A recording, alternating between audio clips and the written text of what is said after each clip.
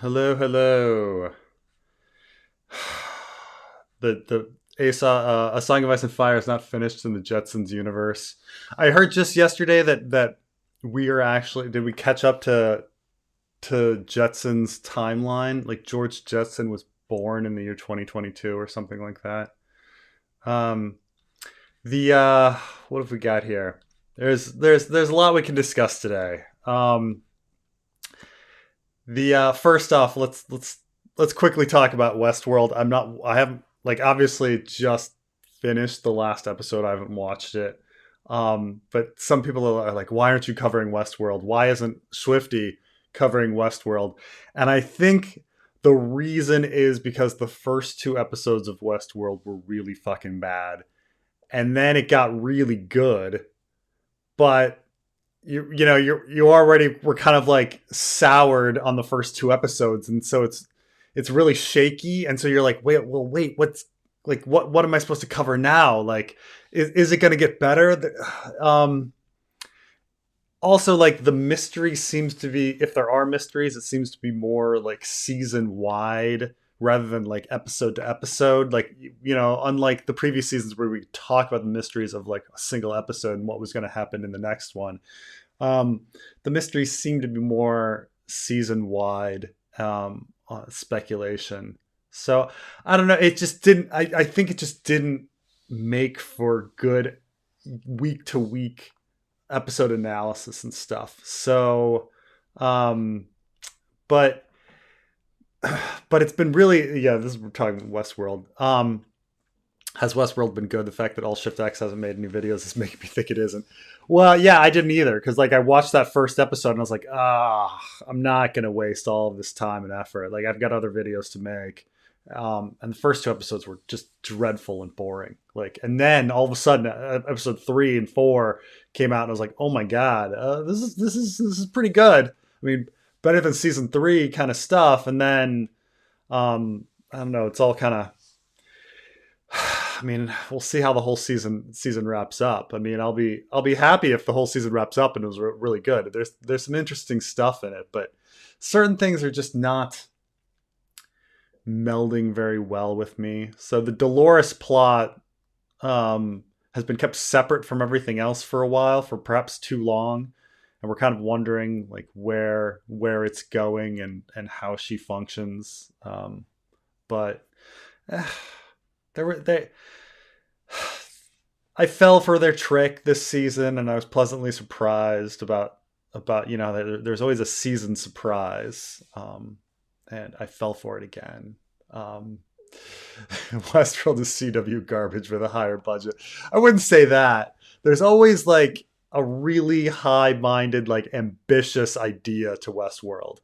And sometimes it ends up like a complete utter mess. But like I appreciate the fact that they fucking go balls to the wall. They go broke with their ideas. And so George Martin got Rona. This is really kind of funny that George Martin got coronavirus. I mean, not funny, and I mean he'll be fine. He's double vaccinated and double boosted. So I think he's and minimal symptoms. So I don't think anything is going to come of it. But it was just kind of funny that he's like, I don't know if I want to go to Comic-Con because of coronavirus. And then he goes to Comic-Con anyway and he catches coronavirus. And you're like, oh gosh, that's rough. The on his video, this is a kind of funny thing is that he had a video where he sort of says, I've got coronavirus and these are my symptoms and I don't know how I got it and stuff like this. And I posted on the video, yeah, no, get well soon, George. You're a rock star. Like, if you coronavirus is really weird these days. I had this weird cough for like 3 weeks and I was testing negative, and it must have been coronavirus because I've never had a cough for 3 weeks in my life. And then Carmine posts a reply like, hey, and like, because it's me, like I became the number one comment, and everyone, like, I've got like 50 likes, and so I'm like number one comment, and I'm like, oh, like I'm gonna get some attention here. And then Carmine posts a reply, and check out the Winds of Winter fan fiction project right underneath. And I'm like, oh no, like, and so I had to delete the comment because I didn't want George seeing that. I mean, he probably wouldn't even check. It wasn't even through his YouTube. It was probably one of his minions' YouTube channels. But like, it was, I was really embarrassed. I was like, Carmine, what are you doing? So I had to delete the comment. Oh, did you hear the Pelosi is coming to Taipei? Pelosi's been planning to come. This is the weird thing about the Pelosi trip. Pelosi has been planning to come to Taipei for like half a year, and her first trip got delayed because she got COVID, and so all of a sudden, like, everybody's making a big deal about her reschedule, which I guess news has been. Is there not enough news? Because it's not really that big of a deal that like Pelosi is coming to Taipei. Like, other House speakers have come to Taipei. Congressmen and senators come to Taipei all the time. I think that, if you make it really specific and you say like, well, this is the first time a House speaker of the same party as the president has come to Taipei since since the United States changed recognition of China from Taiwan to PRC. Like, if you make it really specific like that, you could make it like some sort of historical thing. But I personally don't think it's a big deal at all, though obviously anything that happens, some people are going to freak out about it. But I know that she's traveling now, so it's a big mystery whether she's going to come or not, but she'll probably come. I mean, Pelosi joining stream. I don't think so. But man, I love me some Pelosi though. She's a good woman. She's a good woman. Thoughts on the 5-year gap in A Song of Ice and Fire? I often joke that the 5-year gap is one of the most talked about and like least interesting aspects of A Dance with Dragons. I think people make way too big a deal of it. So essentially, the 5-year gap is when A Storm of Swords ended. George kind of felt that A Storm of Swords was the official ending of the first chapter of his 3rd part series. Like, originally he wanted 3 books, right? 3 stories. The War of the Five Kings would be part 1. The Dance of the Dragons, the second Dance of the Dragons, the Invasion of Daenerys, and the second Dance of the Dragons would be the 2nd part, and then the Invasion of the Others would be the 3rd part. And so when George kind of knew that when he finished A Storm of Swords, that was the closing of the War of the Five Kings arc. And he shut that down, and he thought about, his original plan was, okay, we'll have a 5-year gap between the events of Storm of Swords, and at the time he thought the next book was going to be called The Dance with Dragons, but it eventually became A Feast for Crows. So he wanted this 5-year gap, and this would allow a bunch of different things. One, it would, because Daenerys ends Storm of Swords ruling Meereen, she would get a little older. She'd be more experienced as a ruler. The dragons would grow up. I mean, one of the things that kind of doesn't make sense in the story is the fact that the dragons age so fast. And even when you read like Fire and Blood, they start talking about like, oh, it was a young dragon, and the dragon is like 15 years old or 20 years old. Oh, it's a young dragon.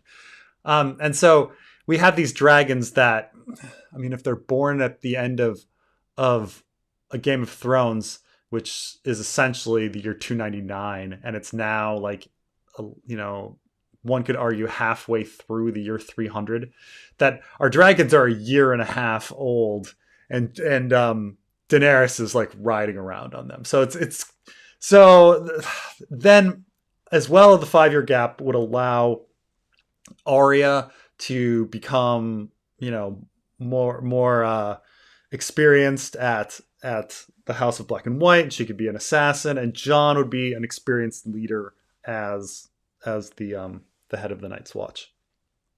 So, that was all well and good. And so A Storm of Swords ended, and then he started A Dance with Dragons, what would become A Feast for Crows.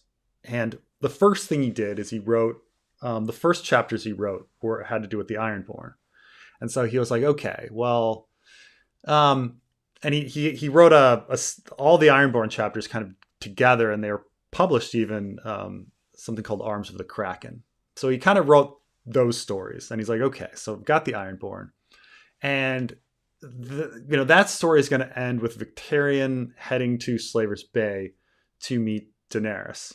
And he finished that, and he started writing, and he realized that none of this is going to fucking work. Like, if Victarion is leaving Westeros, what is he going to fucking do for 5 years? Like, hold his dick? Like it's just not going to fucking work. Like, and then what do I do with Tyrion? Like, Tyrion is leaving. Is it going to take him 5 years to travel to Meereen? Like, that doesn't make any sense either. And then the Dornish plot, like, what do I do with Quentyn? Like, and so to kind of realize that, okay, I have all of these characters that can't be sitting around for 5 years. And so very early into, I think he was on the 5-year idea into writing A Feast for Crows, like about 6 months before he realized, no, this just isn't going to fucking work. And so what a lot of people, though, this idea that there was a 5-year gap and then it was canceled, though, leaves a lot of people with ideas that there's Easter eggs of former things that were in A Storm of Swords or A Feast for Crows that, like, George forgot about, and that they would have been things later. So one of the big fan theories is that Ned Dayne, who is, a young man in A Storm of Swords, would be, fighting Night Age. He would be an adult 5 years later, or more of an adult, and that he would be involved in plots. And so when Darkstar was introduced, everyone's like, oh, maybe Darkstar used to be Ned Dayne. And that was repeated enough that you actually meet people in the fandom that are like, well, Darkstar was with Ned Dayne. And it's like, well, no, he wasn't. Like, the plot to the 5-year gap was aborted really quick into the writing of A Feast for Crows. So, the 5-year gap, I think it has, like, echoes in the sense that Jon and Dany, the reason they're sitting around and doing nothing through A Dance with Dragons is that George needed some time for them to establish themselves as rulers and then have that fall apart. His original plan for Dany in A Dance with Dragons was for her to fly out on Drogon's back, like in the second or third Daenerys chapter, like really early. And then, but instead, that wouldn't fit. So he has this entire Meereen plot that some people don't like. I like it quite a bit, actually, but some people really, really hate the Meereen plot for Dany.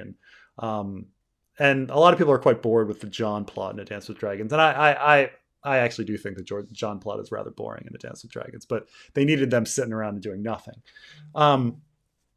But you also see, it's why there's like very few Arya chapters, which is quite a big shift when you think about it. Like, if you go back to how many Arya chapters are in A Clash of Kings and A Storm of Swords, and then to shift to her having hardly anything, it's quite a bit.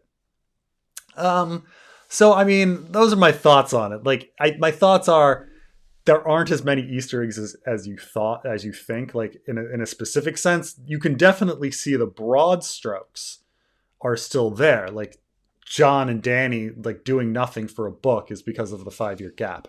Arya having, hardly any chapters and needing to be rushed into her abilities is 5-year gap kind of stuff. Arya being creepily too young for certain things is 5-year gap kind of stuff. Certain things feeling rushed or slow is all 5-year gap kind of stuff. But at the same time, if you're looking for little Easter eggs like Ned Dayne equals Darkstar, I don't think there's actually that much in there. This character is actually this character reimagined. I think that's a little overstated. Oh. Dragon Demands mentions the reluctance to give House of the Dragon a chance. I was talking with a journalist who shared with me that many news sites simply don't want to report on House of the Dragon. Huh. That is that's interesting. Because the media blitz in the past couple weeks has been pretty intense, and I think there is some excitement. We will see. We'll see about did the original, but at the same time, yeah, I haven't seen, now that there's been a premiere, I was expecting lots of reviews of Game of Thrones. There were episodes, there were major newspapers that were covering Game of Thrones season 6, season 17, season 8 episodes. And I do see that not so much, right now with House of the Dragon. But obviously you get Hollywood Reporter and Collider or whatever, and all the entertainment based ones. But yeah, I do wonder if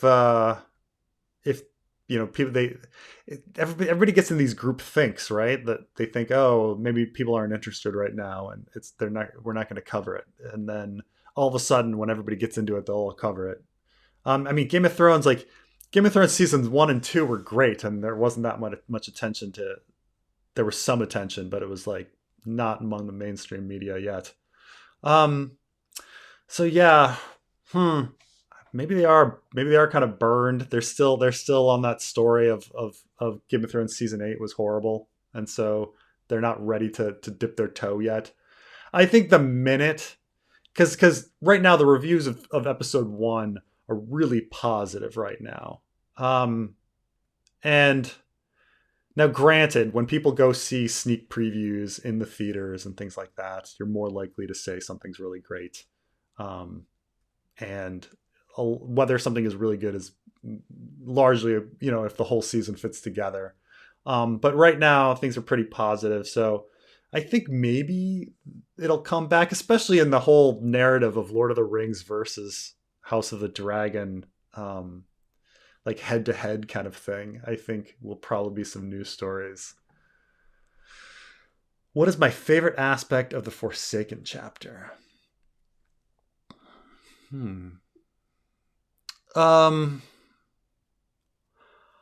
I think there's a lot to love about the Forsaken chapter. The Forsaken chapter, not only in the sense that it's Forsaken chapter, in my opinion, is one of the best chapters in A Song of Ice and Fire that George has ever written, and it's wonderful that it happened so late to show that George at least still had it in 2011. Keep in mind the chapter was written in 2011, or maybe even 2010. So it's nice to see that he has this very powerful chapter, and that he has good writing abilities. That he can come up with his best stuff so late. I think that why it lands so well is, I think, it lands thematically so well. Aeron is a religious character, and he has paralleled this story to the Bible, and there's a lot of religious beats that hit, and then it fits the Aeron character so well because he is so religious, and he's taking on the crisis of his religion, and his whole human heart and conflict kind of thing, so head on. So I think all of that really works in a large thematic sense. The character, the chapter has so much purpose. We're really delving into Aeron's character fundamentally, and what he believes, and how he takes on the world. But then the chapter is so well written in an atmosphere sense. It is so creepy. and you really feel like every description, even though it's like so much is in the dark, like every description of like the salt, like the swollen feet and the pain on his wrists and the shackles, so like all of that you feel because he spends so much time just with the atmosphere. So that really works. And then he's got these like wonderful conversations, like the conversations he has with Euron and with Felissa Flowers. I forget if it's Felissa or something. It's something like that. Like are so well done, and also just the idea that it's such a surprise. You're thrown into a shock because you're not expecting Aeron to be there. Like we were last told that Aeron was leading a rebellion on Old Wick, and instead he's in the belly of this ship. And so you've got this huge surprise, and then you're on the edge of your seat, like wondering what's going to happen next. Like, oh my gosh. George is able to balance this wonderful stuff about like how much is magic and how much is real and how much is in Aeron's head and how much is sci-fi. Like there's this mystery on what's going on. Then not to mention just all of the connections and the Easter eggs that go. I mean, Easter eggs a great chapter does not make, but I still fucking love my fucking Easter eggs, and like all of the connections to Arya and Bran and Dany, going in there. I mean, parallels to Tyrion and his visions, and Melisandre and Sam, and all of the things they saw, and all connecting together so well. It's really a perfect chapter. It's one of his best, and granted, maybe I'm also biased because it's like the first time I heard it was him reading it live, and like you're in this group and the entire audience, and this was a loud audience, and just everyone is absolutely silent because we're just like, what's going to happen next? And human beings are creatures of community, and just feeling that tension in the room, like of us all loving it. So I think it just hits all of the, plus it's fucking dark and gritty and violent, and it pulls out every emotion, and you just feel everything. So I just think it was a great chapter. What do you think of the possibility that Cat has been given moon dreams from Bloodraven since the first book? Catelyn. So I think originally probably I was on the Bloodraven controlling everything train, and I've kind of switched a lot to time traveling Bran, but Catelyn is definitely a pawn, like many characters, and her decisions are definitely being influenced by a puppet master.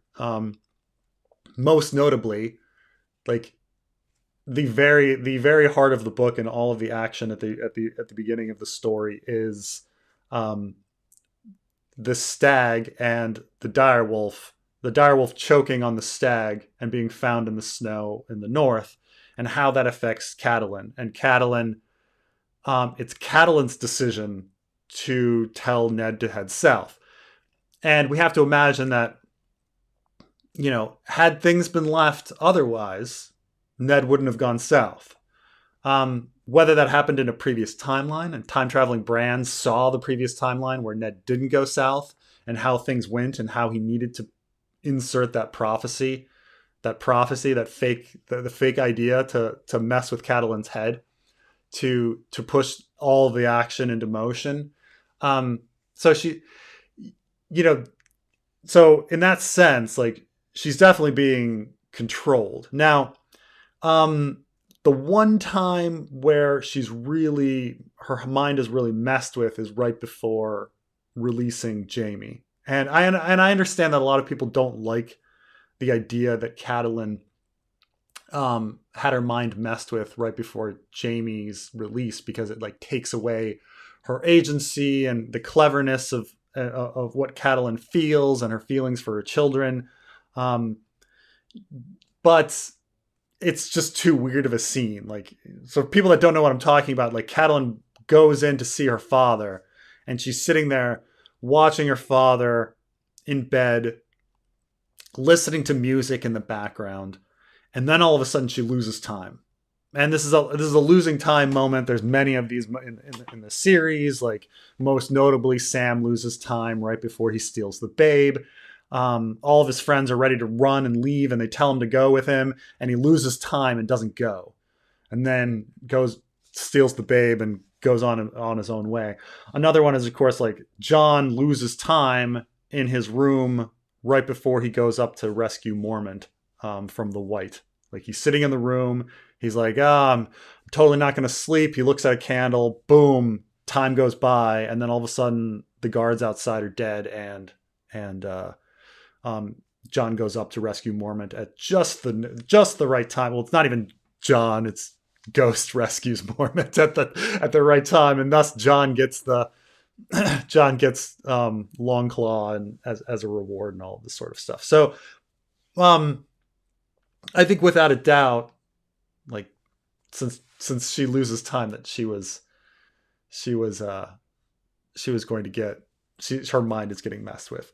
So, I mean, I don't know what name you want to give it, if it's Moon Dreams, or like if it's Bloodraven, or if it's time traveling Bran, or if it's, Quaithe. It could be anybody, but I think it's a 100% thing that someone is trying to influence Catelyn into doing certain things. And those two moments, of who sent the direwolf to choke on a stag, because she certainly believes, she outright says, oh, the old gods sent that direwolf. The old gods are sending me a message. So when you say, like, oh, the old gods are sending you a message, what do you mean by that? Do you mean like somebody in a werewood? Like, do you mean Bran? Do you mean Bloodraven? Do you mean the children of the forest? Like, somebody is definitely sending cat dreams to affect the story in that sense. But so that's generally my thought. But I think she loses time right before she releases Jaime. So I think somebody is doing something. So who knows?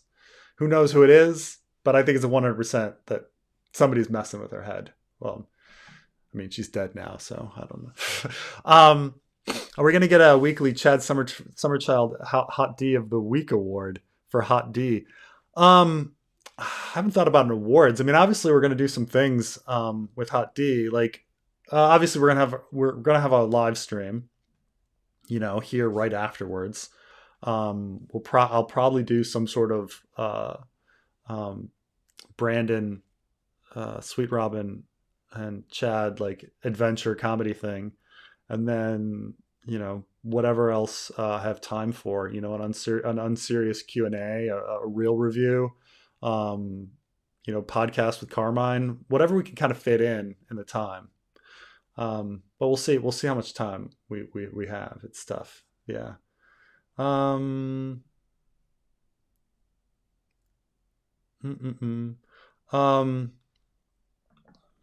Any criticism you have of A Song of Ice and Fire writing, plot, or characters?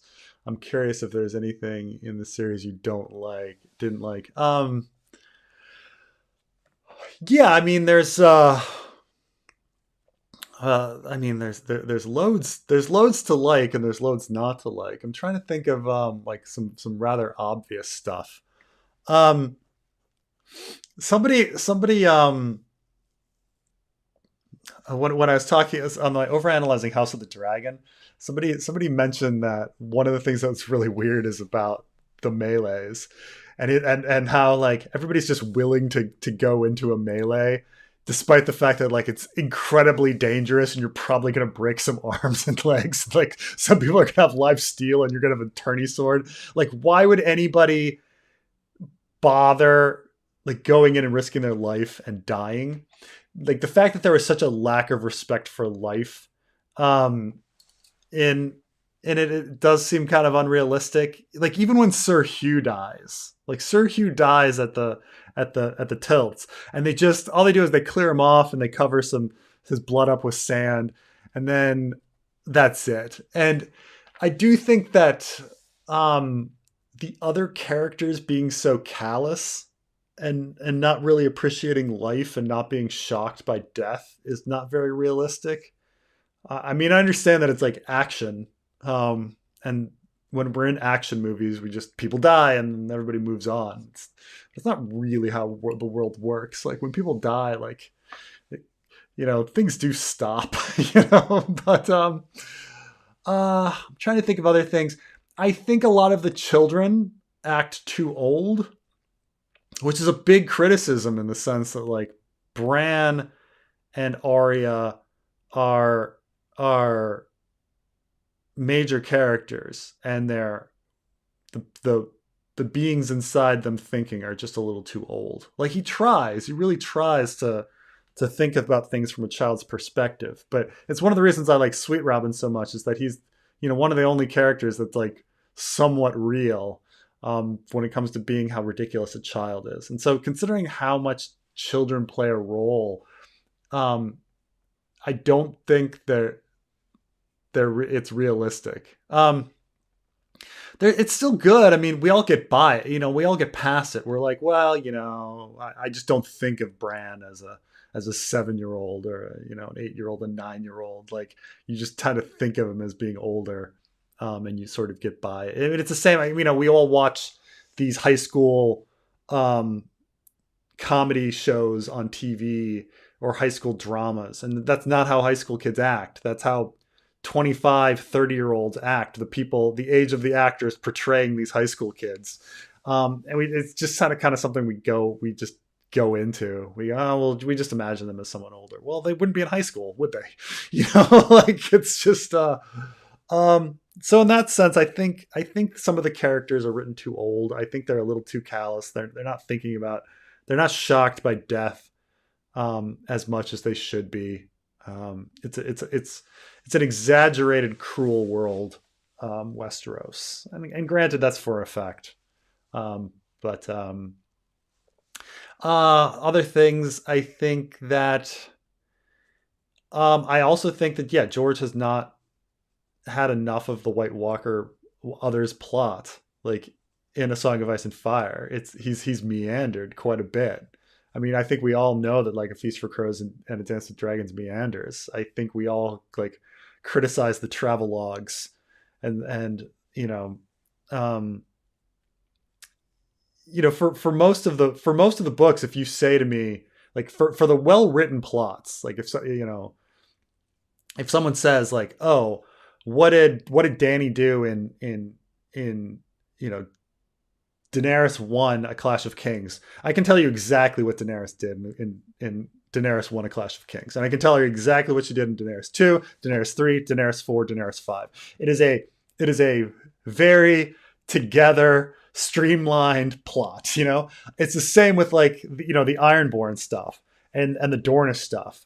Like each of those chapters, like what happened in the Queenmaker chapter? I can tell you, boom. Like what happened but then if you start saying like, well, what happened in Arya 4, a Storm of Swords? I'd be like, which one was Arya 4? What did she do in that? When they start like blending together and you can't really remember what the character was doing, and you could delete the chapter and the story continues on, then it's probably not like, it's probably just fill in space, like the Tyrion story in A Dance with Dragons. Like, if you delete the little chapter of him in what's this tiny little town north of Atlanta, it's called something Sores or something, where he goes and he talks to some guy playing Syvas. It's a completely useless chapter, but like, I mean, he escapes and stuff, but it's, when you start saying like, well, what was that chapter about? Why was that chapter needed? Then you're like, maybe it shouldn't have been there. Like there's not like, there's times in A Song of Ice and Fire where there's a lack of economy in writing. But da, da, da, da, da. I know you're helping write them, but will we get theory videos on the fanfic chapters? At this point, it's my canon. I want to craft theory. That's a funny question because, it's like you don't want to give away too much about like. Plus, like, if like I kind of know like precisely what's going on, so it's a little. But we'll probably get the chapters written before we start theorizing on the future. I've done videos on talking about like what I was thinking about and stuff like that, but there's so much theory out there. Like George's story ballooned so large, and if you've been paying attention to the fan fiction, you know that like a lot of it is reeling it in. Like it's like he brought out all of these threads and let's find those threads and reel them in.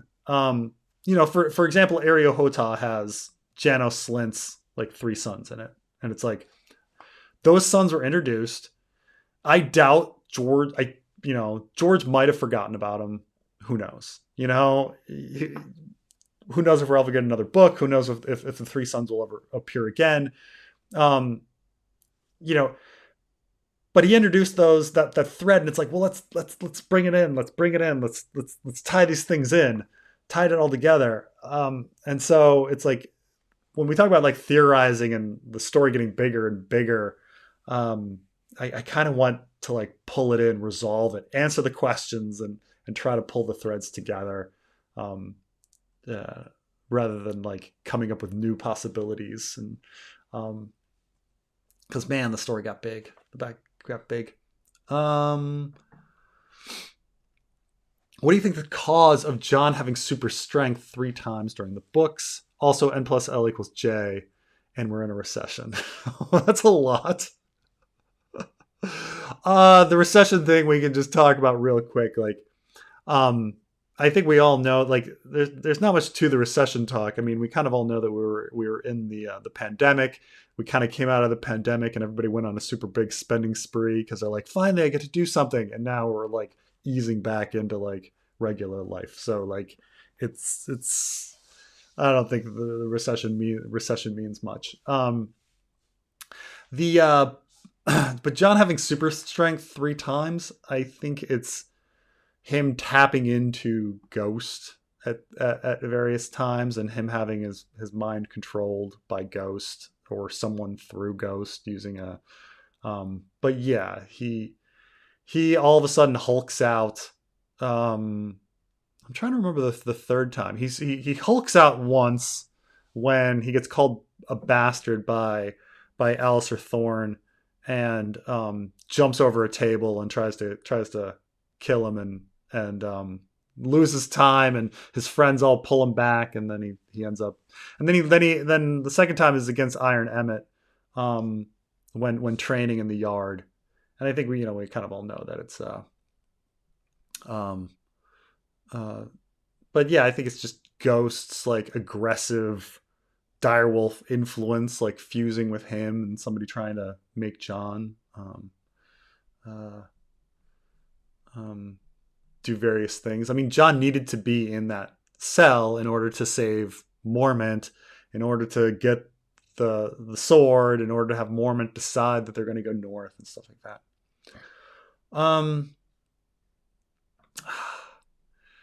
House of the Dragon showrunners made odd remarks about the change in the Targaryen sigil. This has to do with, so right now the sigil for House of the Dragon has the Targaryen sigil with four legs, and there's a little bit of a history to this. So like George R. R. Martin thinks that okay, animals in the wild don't have 4 legs and wings. Let's make this somewhat scientific and make these 2-leg dragons. And so apparently, and he's pretty vocal about this. He's talked about it a bunch. Like it's one of his go-to stories. And so I think Elio Garcia was invited to go to the Game of Thrones set and he's walking around the Game of Thrones set, and he sees the four-legged dragon sigil, and he points it out to somebody. He's like, "Yeah, you got that wrong. Like, it needs to only have two. Like, it's kind of a thing." And they kind of listen to Elio, and they're like, "Oh, okay." And so in the future, they changed the sigil. So when you watch Game of Thrones, you'll see both sigils. Now, then there's this like retcon, like, well, now we've got two sigils like floating around. Like, what's our in-universe explanation for this fucking up, right?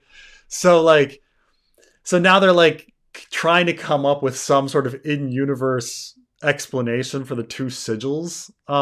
It's something. This is like retconning the Klingons to like an explanation on why the foreheads look different and like in different Star Trek series. Like, just it was a retcon that it's a retcon explanation that no one asked for. So like, why are we doing they fucked up and then they fixed it. Like, just let it be. Like, but no.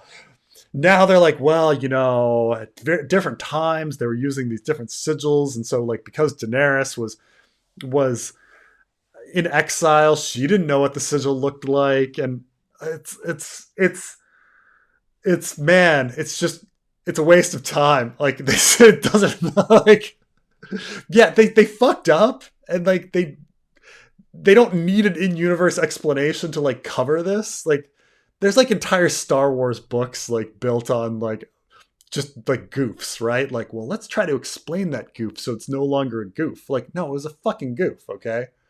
But man, that's what they're doing with the sigils. So that's why, like, when you'll see, this is the whole thing about the four legs. Hello. Oh, Barack. You there, Carmen? Oh, my bad. I was making fun of this right winger on Discord, and they really hate Obama. They really hate Obama. Well, because they're racists, So sorry about that to everybody who saw that. Hey, by the way, someone was asking me about whether or not you got an invite to the House of the Dragon premiere. No, I did not. But that's smart of them. Like, why would you invite me to a House of the Dragon premiere? Did you check your spam folder? Fine. I'll check. Dude, you check your spam folder. Watch it be in your spam folder. I will check right now for you. I mean, it would just not be smart, because like, why? Because I'm going to be, I tend to do my reviews fairly critical. And so when you want a positive, like, when you want like your show to sound great, you're not going to invite somebody that's going to be like very critical. Like, why would you do that? You're going to go for your positive stuff. They invited, I saw someone on the House of the Dragon subreddit post a screenshot of this YouTuber woman's Twitter. They invited a YouTuber ASMR, a person who does ASMR, the fucking premiere. By the way, for those of you who don't know what that is. I know the ASMR you're talking about. She like reads. Who is it? Sometimes her videos get deleted because it's her whispering. She just reads A Song of Ice and Fire, but she whispers it. Oh, can you send me a link or tell me who it is? Let me. I mean, I'll look it up. Hold on. It's a blonde woman, right? No. The one I saw she doesn't even show her face unless she's changed. Oh, but I knew one. There was a YouTuber out there that was like, okay, we're going to read like Tyrion 2, Tyrion then, and she like whispers the whole thing ASMR. Right.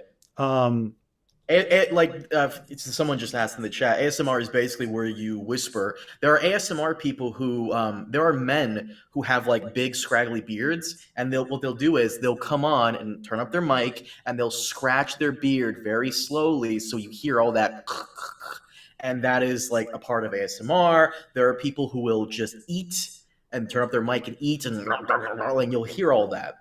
So I don't see her anymore. But yeah, there was. I mean, now I see there's a million ASMR. There's ASMR painting of like Game of Thrones stuff.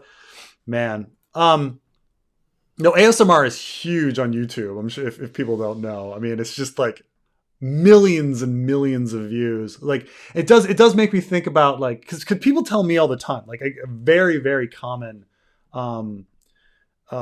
like message I get from people is like, hey Preston, I just want to thank you for your stuff. I go to sleep listening to your videos. And I'm like, huh, like and this is not just like one, like over the years I've gotten literally like dozens, I would say I've gotten close to 100 messages from people saying like your videos help me go to sleep at night. And so I don't think it's like weird or anything. I think we like live in a very stressed out society where people have a real tough time sleeping and they need different methods to relax, and like some stuff like sounds help people to relax. I mean my sister listens to ASMR stuff and like to relax. So it's like it's not. I'm not ripping on it. I just what I'm confused about is what the fuck does ASMR have anything to do with like Ice and Fire? And like I was actually discussing this with someone in the chat. So basically, the reason I would never get it, and most likely other people who do this content who don't show their face, is because you kind of want someone who shows their face, because there has to be like a face to it all to show the like excitement for it. My ex-girlfriend, she used to work at a radio station, and she told me that if you ever call into a radio station to win a prize, sound as excited as possible, because then they will pick up on you and pick you as the winner, because they want people who's like, yeah, I won. Like they want people who are like energetic about it. So it would make sense. Yeah. I mean, that makes me weird and think that, I mean, ASMR is not necessarily the biggest audience. I mean, unless maybe this person has millions and they they're gonna people. By the way, I sound echoey. Do you have me on? Yeah. I mean, you think you're coming through my mic as well. I mean, this is how I usually have you. So it's I don't know. I'll try to have my mic away from you so it's not as much the computer, so it's not as much of an echo. But yeah, anyway, look, I'm in Taiwan. I'm not going to fly back to America for any premiere, and certainly not now, because I in the next month I have way too much going on. But so there's no way in hell. Even if they invited me, I'd be like, yes, thank you for the invitation. I cannot go. But I told Preston, if you're gonna go, like sneaking a fucking camera in there and it's like the next episode too. But also, like, I wouldn't expect it, just because like I've spent the past like 4 seasons of Game of Thrones like ripping the thing apart. Like if they sent me an invite, I'd be like, wow, you guys didn't do your research, because I'm a fucking asshole. Like, what you you want somebody that's relatively positive, that's gonna go like in there. Emergency Awesome. Yeah, I think Emergency Awesome would probably be a really good choice. He's got a big audience. He's really positive about everything. He went. Yeah, he went. I think Emergency Awesome would be a fantastic choice. I'm expecting them to act like capitalists, right? And you want positive reviews. It's the thing about like I'm nowhere as large as Red Letter Media, but they joke as well about how like they never get invited to premieres. Yet they're huge. They're a huge channel, but they never get any invites to premieres because they're pretty critical of the stuff they watch.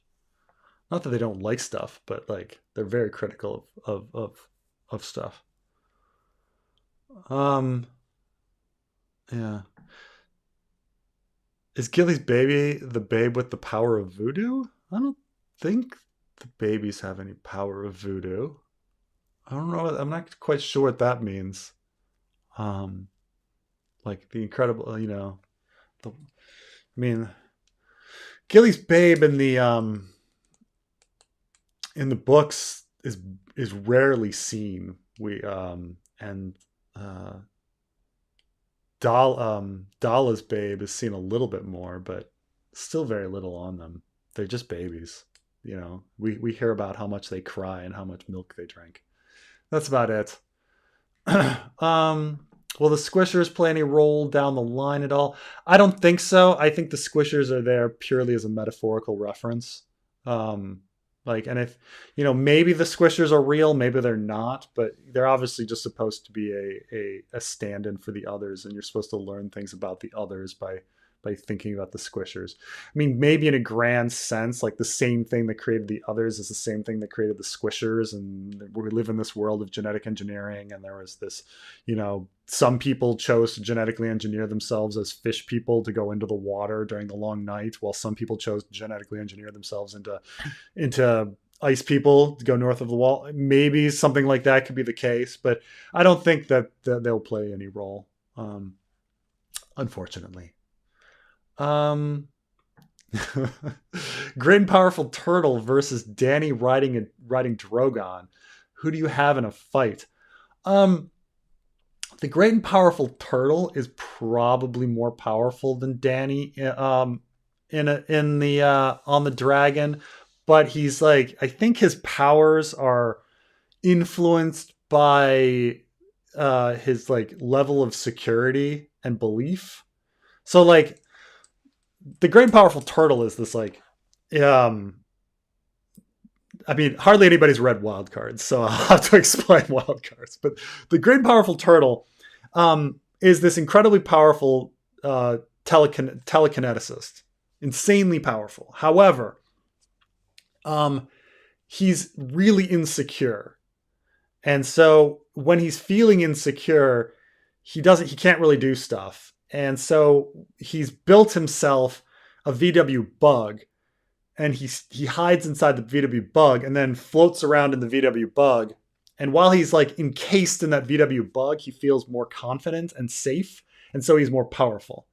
And in fact, like, I think there's a time where he causes a tsunami and just kills a bunch of people. He kills all the villains at one point because he's just so powerful. I mean, he's really, really powerful telekineticist, but it's like has to do with like, his willpower and what he believes he can do kind of shit. So I think he might see a dragon and get really scared, and then she just, flame the car and melt him and kill him before. I mean, theoretically, he's more powerful and he should be able to just squash Dany instantaneously if he wanted. Because he's such a sad sack, I think he would probably lose because Dany would come in and he'd get really scared, and then she would just flame his car and melt him, and he would die. What's my opinion of Winterfell Hugh Cloy by Bran Vras? I think it's incredible. Bran Vras is, big role model, and I mean, he was the first person he was the first theorist that I really came across and was like, oh my gosh, like, I was reading Ice and Fire like any other page turner beach novel where you're trying to get to the end, and he was the first person that I read his stuff, and I was like, like there's all these little details. Then if you go back, the details match, and I wasn't expecting that you can go back to a Clash of Kings and these things appear in A Dance with Dragons and stuff like that. So he really opened my eyes to a lot. He quit theorizing long time ago, like 8 years ago, because he thought the theorizing community was too toxic and he just didn't like it. But I love his stuff. I think I dedicated a video or two to him. He's great. Man, I'm so behind on these chats. It's just like ridiculous. Could you see Jon resurrected be a point of view? Being an other point of view, give me a history motive.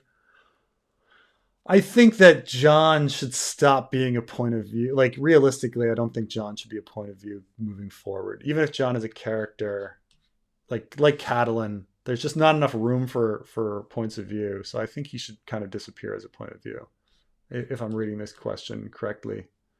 I just don't think there's just not enough room in the Winds of Winter. And if we have Catelyn as an example, I don't think he's we want to be inside his head, because then we'd find a little too much. We'd find out a little too much about him. Like, is he still in there? How's his morality? Like, what is his feelings about death and the afterlife? And it being a mystery is, I think, stronger. So I think we wouldn't want any more characters from his perspective.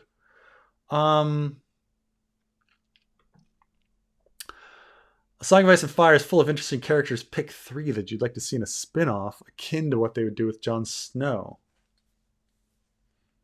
What do you think, Carmine? Who are the most interesting characters that would be a great spin-off? Dario? Jaqen H'ghar? You're muted, by the way. I guess he went off to get a calzone. But I do think that, like, Dario or Jaqen H'ghar would you could probably do a whole series on them. Trying to think of anybody else, like, traveling around. I mean, I'm sure the fans would love a Bran series or something like that, or a Davos series. But you realize it would kind of all be like, you kind of immediately go to the sea snake kind of situation, like somebody traveling around. How else are you going to get a big worldly plot without multiple characters and unless you're traveling around? Yeah, I guess those are my answers. Get a Dario series, a Davos series, a Jaqen H'ghar series, something like that. I mean, Jon Snow, I guess he likes to travel around too. I don't know. It's really tough to. I think it's a tough question, because it's like, how do you really center a series around one person when like the strength of A Song of Ice and Fire is multiple characters in multiple places, like interweaving in complicated plots. Like what can one character really carry anything? I don't know if that would really work. What we want is like we'd want many characters, in interlinking plots, right? So I think these spin-offs, it's almost like takes away from what we really like about it. A Song of Ice and Fire and Game of Thrones was the many, many plots, right? Like focusing on one thing. I mean, it's like, okay, what do you like about Friends, right? Well, I really liked, there were 6 great characters, and I liked how the different characters interacted. Okay, well, let's take away 5 of those characters and just have it be Joey. You're like, well, that's not as good. We've taken away like what I loved about it. Was like, oh, what this new plot this week, we're gonna have Ross and Phoebe do X, and see how they're gonna react. Yeah, I guess I don't even like the idea of spin-offs in a sense, because you're taking away, like, you've got this great, you're at a buffet, but now let's have a restaurant where we take one item for that buffet and we start an entire restaurant based on that item. Do I just not like spin-offs? Do you think George R. R. Martin gardened or architected Nightflyers? The first half was so promising, but the ship, Vulcan, ended up being nothing. Zzz. I don't think he, like, that, those early books, because they were all short stories, I don't think he gardened for many of those. I think that was his plan right from the beginning on what the Vulcan was. I mean, I meant Nightflyers. It's funny talking to people, because Nightflyers is such an ambitious story, and then I rarely have met anyone that really likes Nightflyers, which is funny, because it's like one of his more successful pieces of IP, like being made into a movie and a TV series, and being published as a short story, and then him remaking it into a longer short story, and him naming a him naming a short story collection after it, and yet very few people are like, "Oh, Nightflyers, what a great story." I think it's I think it's I think it's just very, very ambitious. But I also think maybe George liked it because he thought it could translate to Hollywood the most. It just being like a 10 little Indian horror story of the characters being killed off. Um, but I think it was architected. I think most of his stuff is architected until you get to his books. And then even those feel like they're together, it's just that he does have some filler. There's definitely filler in Dying of the Light, and there's definitely filler in Fever Dream and stuff like that. But you don't get the I'm going to introduce something that could be really cool. Maybe I'll get back to it kind of ideas that until you get to Ice and Fire. I guess there's some of that in Wild Cards, I suppose. There's some gardening in Wild Cards. There's definitely some cool ideas that they just never got back to. Um, so, but no, I don't think for a story that's short, he introduced a plot and then was just like, what do I do with it? Like, I think he knew from the beginning that the Volcran was a was a was a big red herring, and all of the stories were wrong kind of idea.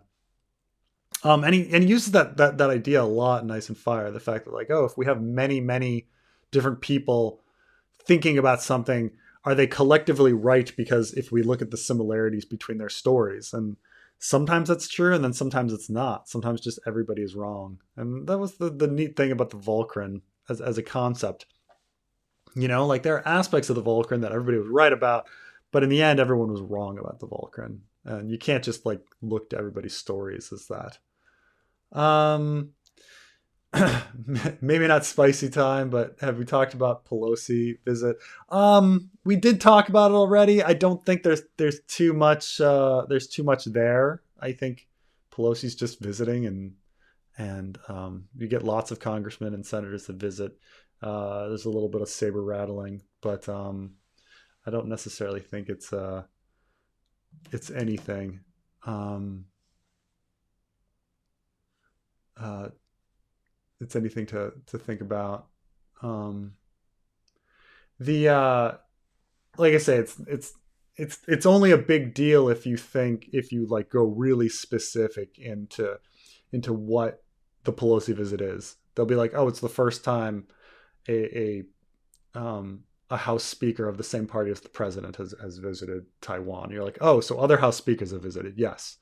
Oh, so other senators and congressmen of the president's party have visited? Yes. Oh, well, then, and it's since ROC lost recognition to PRC. Like it's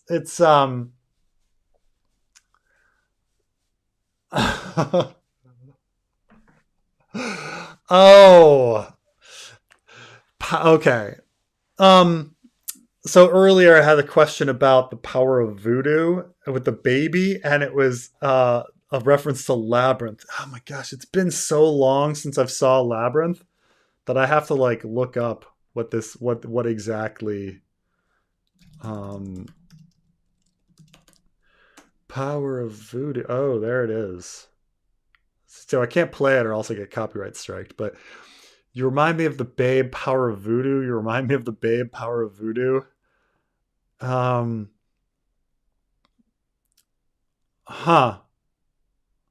So Labrynth, if people haven't seen it, it's a movie in which Jennifer Connelly as a 16-year-old girl is like the babysitter of this baby, and she doesn't really like the baby, and I think she like abstractly wishes the baby weren't around or something, and so David Bowie comes in and steals the baby, and then she has to like um, rescue the baby with a cast of Muppets.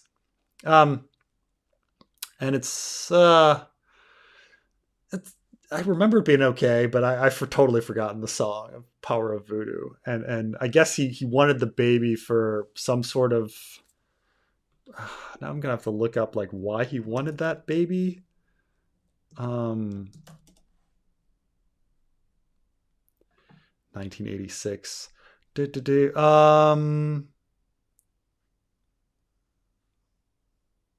the Goblin King, she's frustrated that the baby's constantly crying.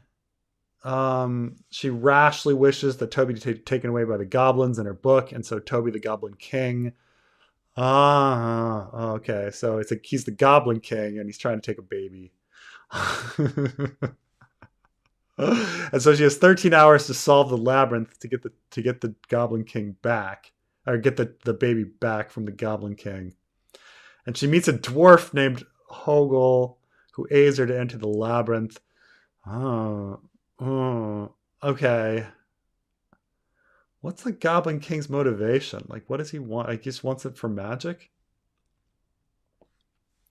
Though, I mean, in the largest sense, like, will there be how important is the baby, and how much will the others be angry about the baby being taken and things like that? I think it might, I think it's a trigger for war. Like, you're taking their source of reproduction. But I'll have to go back and now think about these labyrinth parallels. There is something to these early 80s fantasy and early like late 70s, early 80s fantasy and sci-fi movies, because George R. Martin is huge into these things back then, because there weren't that many. So some people talk about how there was a movie called Valyrian, and it starred, and the main character was called Tyrion, and things like that. And there's a lot of these things that people think about, like, was George R. Martin influenced by these things, or was it just a coincidence, or maybe he was influenced on a subconscious level. Like, I definitely think, for example, George was influenced by Altered States and different movies like that at the time. And so he kind of throws those sorts of things in. But was he influenced by Labyrinth? Probably. Dany would kill all the other people around before going after the all-powerful turtle. She wouldn't know what's going on. It's kind of funny. Like, Dany would screw up. She'd be like, everybody else. What do you think of the theory about Howland Reed and Ashara Dayne? These are these things that I'm not even sure George has thought about. So, in some sense, just because, like, in an abstract sense, because, like, Ashara Dayne and Howland Reed, like, are these huge important characters that have nothing written about them. Some people have just, like, think that they must be connected in some way, and they're somewhat. There's a tiny little bit of evidence that they're linked, in that when Jojen and Mira tell the story of the Harrenhal tourney, they talk about how, like, Howland is, like, watching the room, and he watches and he sees all of the men that Ashara Dayne dances with. So she dances with Oberyn Martell, and she dances with Jon Connington, and then she dances with Brandon Stark and Ned Stark and things like this. Now, in that story, though, you're focused on who Ashara is dancing with and whether she has a romance with these different people, but we're forgetting that the Watcher is in the story as well, and so he's watching Ashara Dayne. And so, like, Howland Reed is being a creepo by, like, watching Ashara Dayne. Like, we think, because we're so obsessed with Ned, we're thinking about Ned's relationship with Ashara Dayne rather than, like, who should be the Watcher. Now, which, it's an interesting concept that, like, that Howland Reed is the one that, like, was really in love with Ashara Dayne, and that maybe Howland Reed got with Ashara Dayne, and that Mira Reed being around the same age as Jon, we could say that maybe Ashara Dayne is her mother, and these sorts of, like, kind of theories. All of those are possibilities. I don't, but at the same time, maybe it's just that he was watching her, like, that's it. And we need a perspective to see. Like when I make comments that maybe Arya Hota is in love with Arion Martell, a lot of people say, "Oh, where does that come from?" And I was like, "Well, he's like watching her constantly and thinks about her a lot as his little princess and these sorts of things." Like, you know, well, it's not enough to prove that he's in love, and it's true, it's not enough. But this is even less, you know, like this is even less. This is just like a secondhand tale of like what their dad saw at a tourney and extrapolating from it that Ashara, Dayne, and Howland Reed were somehow together. Yeah, I mean, there's very little evidence, you know, if anything, you know, we kind of know that like people in the story think that there was romance between Ned and Ashara. So unless there's some sort of three-way going on, which, you know, maybe because Ned and Howland were sharing a tent, but you know, it's hard to have Howland be in that romance when Ned was already in that romance. So I don't really think about it too much. But at the same time, I don't know if George has really even like come up with it. He's reserved this whole like Starfall mystery box, and he hasn't gotten anything on it at all. Like there's nothing written about it. So has George even thought of these ideas? I don't know. But I think there's very little evidence that there was a romance between Howland Reed and Ashara Dayne. Not that there's anything to preclude it, but you know, we need more on both characters before we can say anything interesting about them. Poor Ashara Dayne. People always like putting her in love triangles with everybody. Yeah, Ashara Dayne is just like everybody's made her into like she's the fandom's whore. Like she's just like she's fucking has a romance with everybody. Well, to be fair, like we were discussing this when we discussed the article in the trailer, like Rhaenyra, Kristen Cole, Damon, Mushroom with that hand job supposedly. Yes, that's right. By the way, like eventually we have to talk about, because man, so many people want to talk about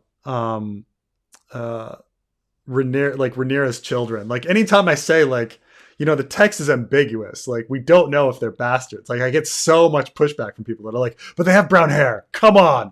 And I'm like, people get brown hair. You know, like the text is really, really ambiguous. We have no idea who Rhaenyra, like the father of Rhaenyra's children are. But it's, you know, each one, like going through this, like if they're Harwin Strongs, like why didn't they give a single description on what Harwin Strong looks like? And why did they break Harwin Strong's collarbone when Jace needed to be conceived?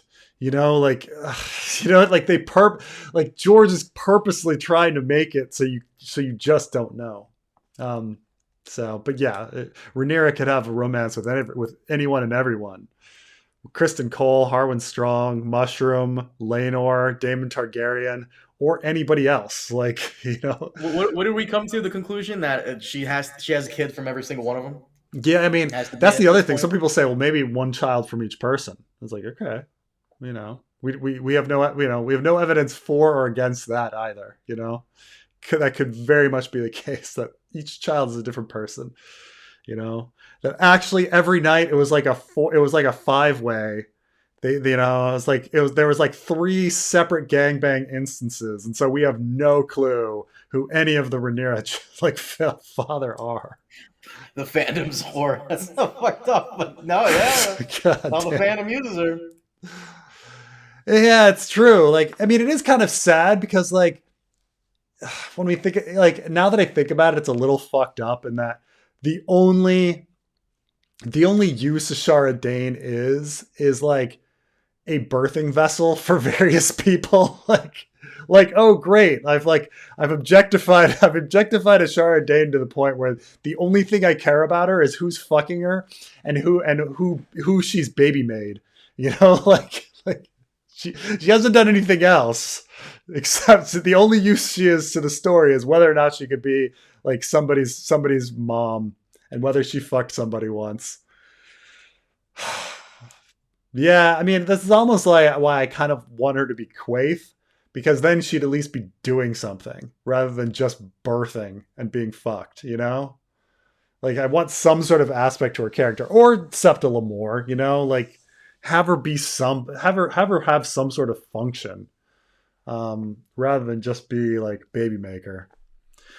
Where did you go, Carmine? You went to get a calzone. I'm doing laundry in the background, so Oh, yeah, got to do some laundry, and I have you on speaker, so in case you hear me up, I'm here. Thoughts on Bloodraven Bittersteel rivalry? This is largely something George R. R. Martin stole from Michael Moorcock's writing about Elric.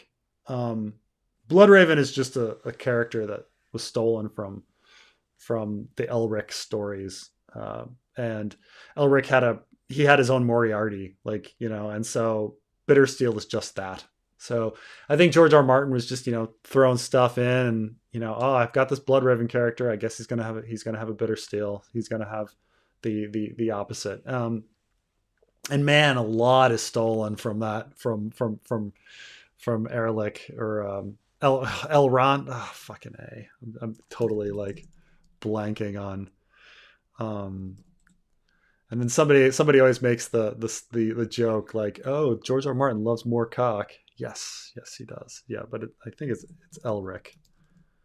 Elric of Melnibone. Melnibone? There's an accent on the end of the E. Melnibone.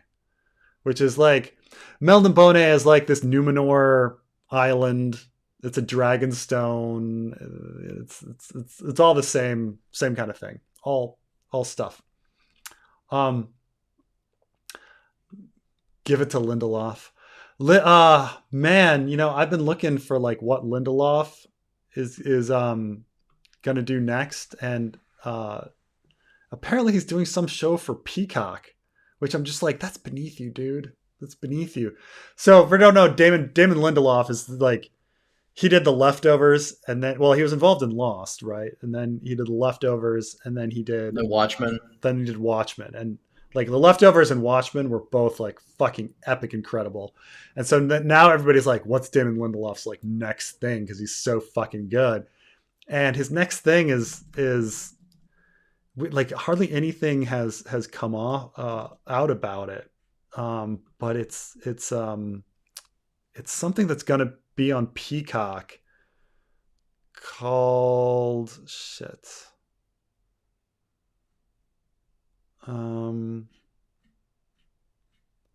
Is it not? I'm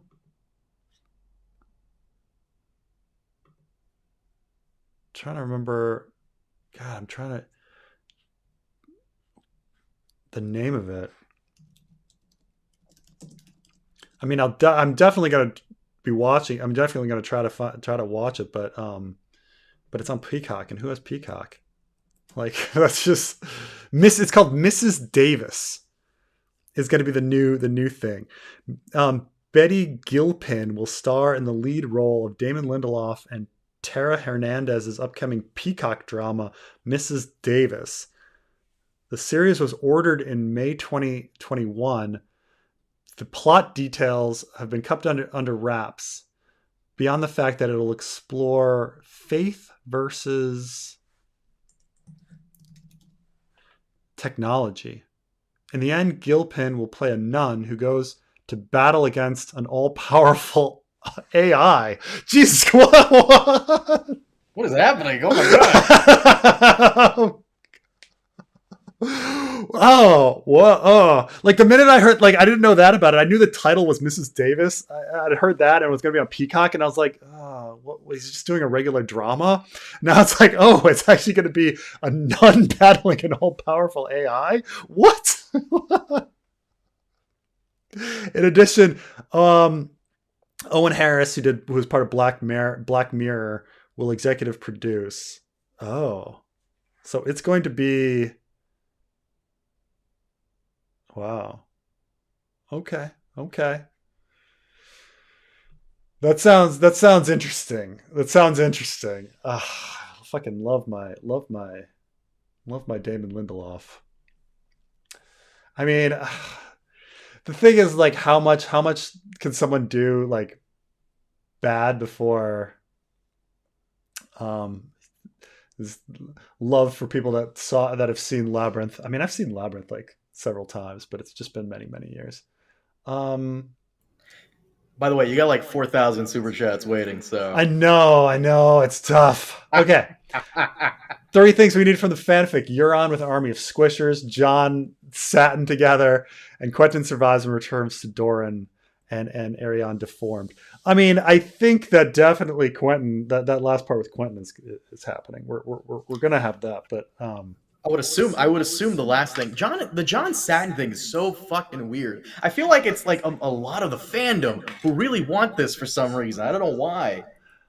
uh yeah. Let's see. I'm gonna bring up some Jon and Satin artwork. Ooh. Oh my fucking god, you better not. These are two young men, young boys. I mean, most of the stuff is not pornographic. Most of the stuff is just kind of touching. Like there you go. This is, it's just like, oh, okay, Okay. all right, that's nice. Okay, we got Jon and there's just a lot of this. Yeah, there we go. More Jon and Satin. Man, it's just. I mean, this is there's a lot of this Jon and Satin fanfic artwork out there. I mean, man, Jon and Satin. That last one wasn't Jon and Satin. That last one I think was like the guy who plays Kylo Ren. By the way, let me restart. I think I'm echoing still. I have no idea why. No so problem. let me hang up. Okay, I'll see you later. The do you think George will? I guess I can delete this, like, Jon and Satin artwork. Do you think George can pull off evil Dany arc, in a satisfying way? How on earth can he do it without directly contradicting the underlying feminism of the series as a whole? So when you talk to the people that hate all of the feminism message shit in fantasy and sci-fi, one of the things that sometimes they say that is perhaps true is that they feel that writers are scared to let women be weak or have flaws, and so you end up with all of these Mary Sues. That's definitely not George R. R. Martin. George R. R. Martin has, plenty, like, his female characters are just as flawed as his male characters. And I think perhaps, like, in his mind, in George's mind, he thought there was something liberating about having a female villain. That, oh, finally we've come to the point where we can have a female villain and not have people just accuse everybody of being sexist or whatever. Like, I remember some people when Demolition Man came out, and Wesley Snipes is the villain, and Sylvester Stallone is the hero, and it just so happens that Wesley Snipes is black and Sylvester Stallone is white. But I don't know too many people that are like, oh, what a horrible situation that we had, a white cop taking down like a black supervillain. It just was Wesley Snipes, and Wesley Snipes is Wesley Snipes, and so one could say, like, oh, there's something very liberating about having a female villain, that you're being the true feminist by respecting women enough to let them be villains in your story, or something like that, or the discussion of, like, in Saved by the Bell, like, Lisa Turtle, I think somebody mentioned there might be one episode where her race is mentioned, but for the most part, she just happens to be a black character. Like her being black has no point, has almost no influence on any plot. But does it say something about society that we got to the point where you can throw in Lisa Turtle as a character in a friend group, and she can be the romantic interest of different people and and it not be a big deal. It wasn't that a certain step for society. And so was it's a possibility that George was thinking that I'm going to make a villain be female. But at the same time, I also think that I don't know if he ever wanted Dany to be the full villain. He probably wanted to be more complicated and be a messier ending, where some people were going to be sympathizing with her and some people would be sympathizing with Jon, and that there was real disagreements. I mean, it might be that House of the Dragon is more in line with George's real vision, in the sense that Rhaenyra is just Daenerys and all, but the fight between Rhaenyra and Aegon has a lot more to do with misunderstandings and people not understanding each other. And so I mean, it's true that when the ending came, I didn't expect the showrunners to have all of the women be villains and all the men to be heroes. But it's I mean, except for Brienne, I guess Brienne was their token female hero. But and so I was not expecting it to go like that. I expected something more complicated. But I suppose I think probably George just wanted a more complicated character, somebody that somebody at the end would be saying, "Oh, is she the villain or is she not?" Or who do you think would have been right between Jon and Dany, like it being an arguable situation? Because that's certainly the case with the War of the Five Kings. Some people really make arguments for Stannis, and I've heard people make arguments for Renly, even though Renly is not, Renly's the younger brother, but at the same time, people are like, well, he would have been the best ruler, and cases for Robb and things like this. Not many people make much case for Joffrey, but I think it would just be complicated. He would make it complicated, and he would make her more sympathetic. Would probably be my guess.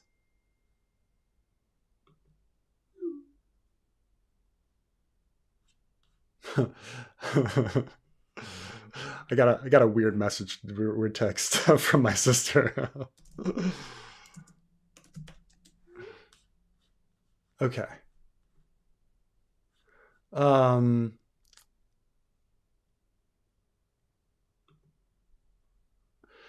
Halfway through Memory, Sorrow, and Thorn, it's amazing how much George has stolen from it whole cloth. Even reading just for the first time, I think I've come up with over 50 direct plot points. Man, I'm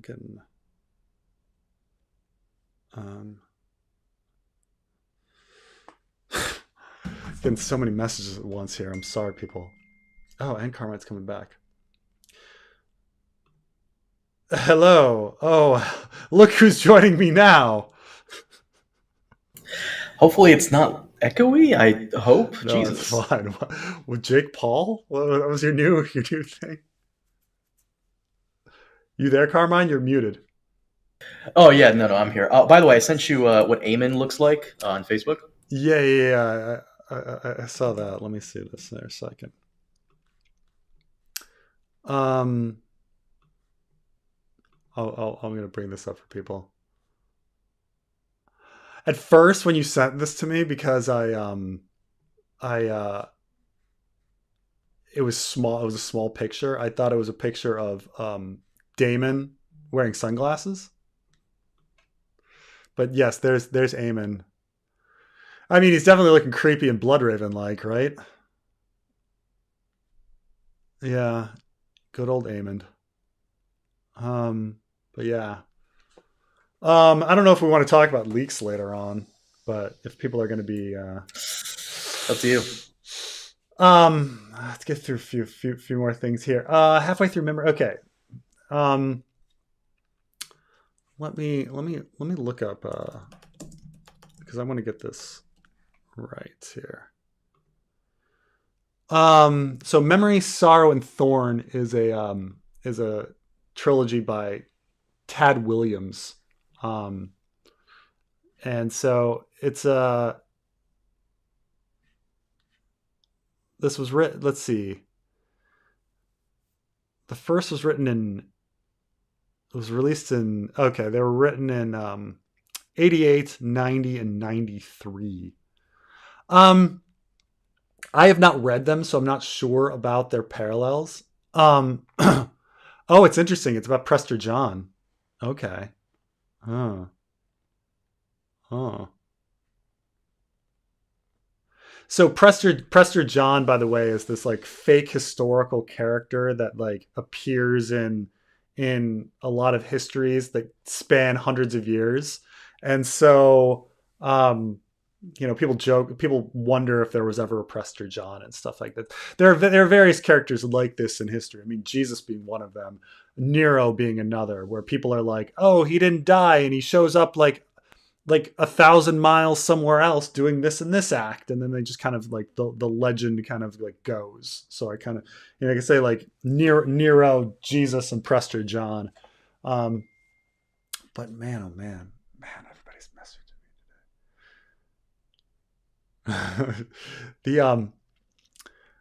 I got this message from my sister that was like, "Get off," and I was like, "Does she want me to end my live stream?" And she was actually texting her son about like getting off his tablet. I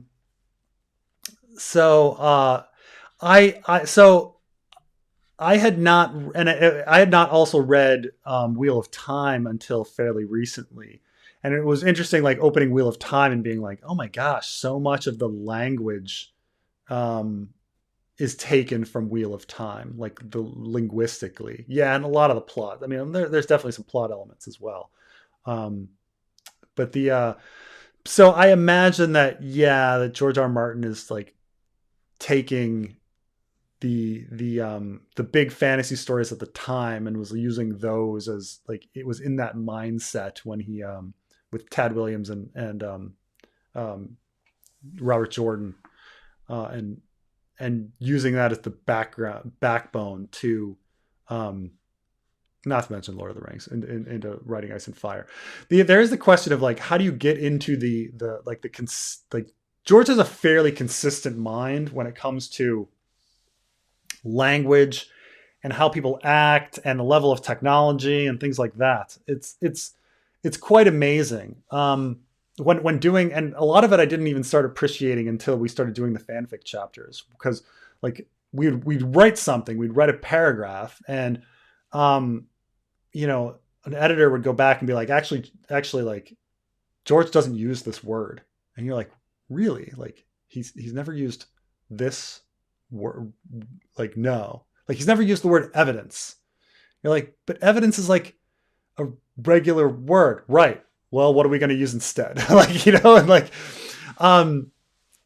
so he gets into these weird, like, and like, which archaic words is he going to use and from what era to make it sound fantasy like? Because obviously in the actual like Middle Ages, technology was definitely not in the same place as it is in like D&D fantasy settings, right? Like D&D fantasy worlds have a completely different set of like how the Middle Ages was. A lot of stuff pulled in from Renaissance era. So like if you're playing in a fantasy D&D setting, you might have people with like telescopes and like sextants and stuff that just wasn't there, or like people using different weaponry that was like fancy ornate weaponry that just wasn't there until much later. Like I say, like even morning stars was this issue. Like morning stars weren't actually used, but like George R. R. Martin has them all over the place, or flails or whatever. And the language, like there was never a time where people spoke the way that George R. R. Martin has people speaking. Like in the, Old English, like you can read Chaucer. It sounds nothing like this. And that's just Middle English. Or Old English, like Beowulf, sounds nothing like that. You'd have to get like into maybe Shakespearean time, before you're even getting close. Like, but it's post like Shakespearean because it's closer to us than that. So why are they speaking like it's, the 1700s, but using technology from the Renaissance? But then like having castles and tilts and all sorts of things that are all over the place. It's very anachronistic, Ice and Fire, but at the same time, it's very consistent with Wheel of Time and apparently Memory, Sorrow, and Thorn and Lord of the Rings and things like this. That the setting is actually more consistent with other fantasy books than it is with the real world. Yeah, it's but it doesn't surprise me. I guess sometime I have to read that and look into it. Oh man, so far behind. How come Oberyn? By the way, real quick, I actually started on Wheel of Time. Oh, really? I'm continuing on from Wheel of Time, so we can talk about that later if you're down. Yeah. I mean, people tell me that the first book is actually not the best one, and that like it starts getting going, and like the later books, and then stops getting going for a while, and then kind of gets going at once Brandon Sanderson like starts again. But everybody thinks it's worth the trip, but it's just like it's definitely an arduous trip. I'm gonna get flack for saying this, but I laugh so fucking hard every time like they go to a new village and it's so incredibly racially diverse. I'm like, really? Well, really? Like, is every town in Wheel of Time like Brazil? Because I'm Brazilian. Brazil is very racially diverse, but there are reasons for that. Really? Oh, you're saying you started watching the show? Yes. This is like, I thought the show was fine, and I think the book is fine. I don't think the show adapts the feeling of the books very well. I mean, certainly certain plot points are there, but like it's very clear when you open Wheel of Time that Rand is from a podunk village in the middle of fucking nowhere. Okay? So if you're in a podunk village in the middle of fucking nowhere, your village isn't going to be ethnically diverse. Okay? Like your girlfriend isn't going to be an Australian Aboriginal.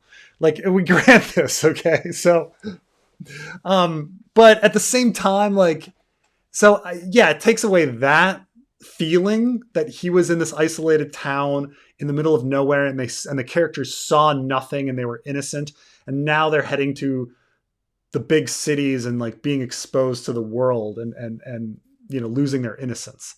Additionally, their village in the show doesn't seem that innocent.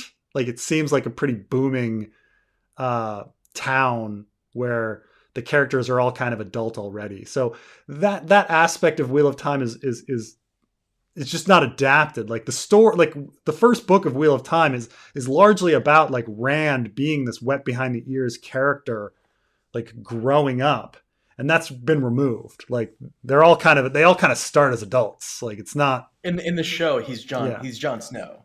Yeah, he's kind of. You're right that's also like at least season 1 of Game of Thrones like tried to have Jon Snow be a somewhat innocent looking boy character before he like evolved into Jon Snow, which I think happened by season 2 or 3. But like I would say that season 1 Jon Snow is still like an innocent boy kind of character. But yeah, they kind of removed that with Rand. Like he's just. But it's fine. I think the show is fine. It's just I just don't think it's necessarily an adaptation of the books.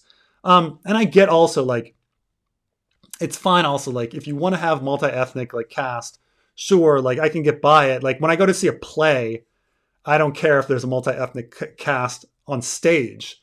Like we usually forgive that, but for some reason people are unforgiving of it in movies. Like despite the fact that we're forgiving of them having good teeth and being good looking and all these things that aren't very realistic. So I think if you just kind of say, okay, well, it's like a play and everybody's just different ethnicities.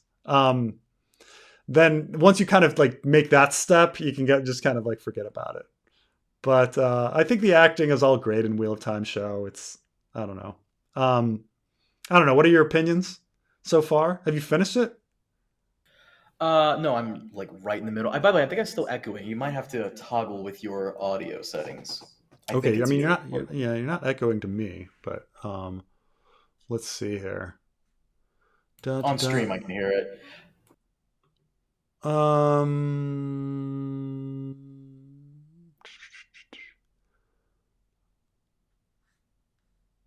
um that's gonna take too much time for me to find like where the sound is, because I think there is an option about like um having the double sound being taken out. Mic recording output. Too much. Too much. I don't know. Is it brutal? Is it bad? I just don't want to annoy the audience with it. No, Wheel of Time is so far it's fine. I can see a lot of Lord of the Rings in it, which someone who's an avid Lord of the Rings fan, like it's just very apparent. But no, it does feel like a millennial checklist sometimes. You Yeah. know, Audience is saying that you sound dandy. You sound great. you're way behind. I think. Uh, no, I went all the way down and I said, Oh, how does Carmine sound? He says, I don't echo. He says somebody says, sounds fine to me. no, Nat's fine. we can cover Wheel of Time on like a whole separate video or like a short video if you're Okay. down. But I'm on episode 4. I just find it funny, like because I was watching Foundation, and I'm Yeah. so sorry by the way to Miss Phillips here who super chat. But real quick, I was watching Foundation, and in Foundation, like humanity has like a large galactic empire. And Yeah. like planets are essentially like small villages with how like people move.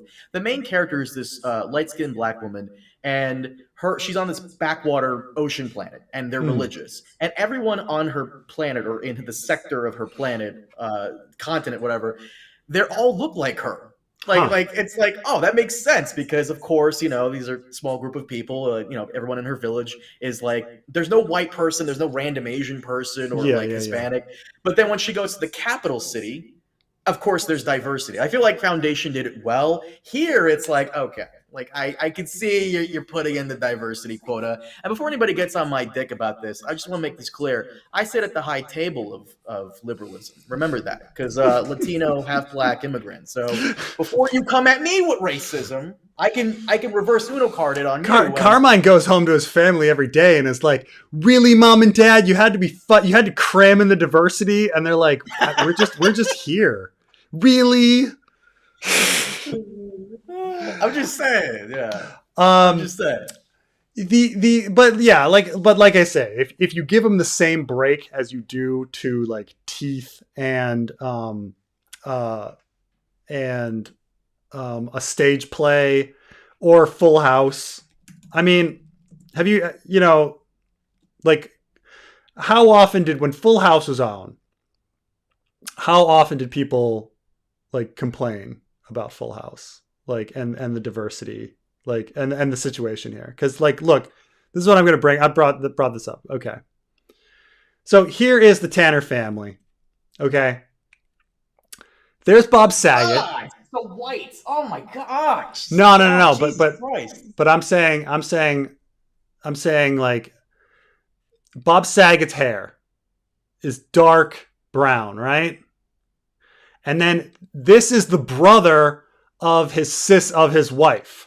Okay, so his wife is going to be beautiful olive-skinned Greek, right? Do not ruin Full House, Preston. And so these are his freaking children: blonde Candace Cameron, blonde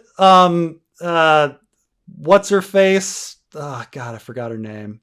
And then blonde Mary Kate and Ashley Olsen, right? And then like. Or I mean, look at John Stamos and the woman that was arrested for getting her kid into for paying off people to let her kid into college. They're both blonde, right? And so like no one's suspension of disbelief was destroyed by that. Even though there is a funny, I think it was Wolfnards was this guy who had this website and he had this long thing about that actually like Joey is the true father. because I hate that so much. That's because terrible. Look, like I'm not why else saying is that. Joey hanging out in that family? He doesn't have a place. Like John Stamos should be there. This is these are his actual like nieces.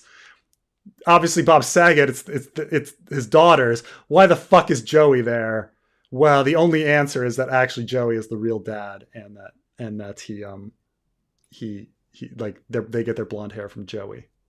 Well, let me clarify this. I'm not saying diversity is bad or whatever the fuck people want to twist it into. What I'm saying is nowhere on Earth is it that diverse as it is in Wheel of Time. There's nowhere. You know I'm right. You know I'm right. It's a little funny in that yes, it's supposed to be a small village.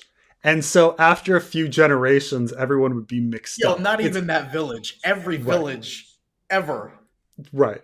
It's a little odd that like everyone chose to like so the lead is this Australian Aboriginal woman, and you see her parents, and I forget if they cast two Indians or two as well, Australian Aboriginals, but it's just odd that in this like very small village that everyone would choose to only marry people of their own race, you know? Like they're like wouldn't everybody kind of get mixed up after just a couple hundred years, and it'd be difficult to like everyone be like Carmine, right? Like everyone be racially ambiguous.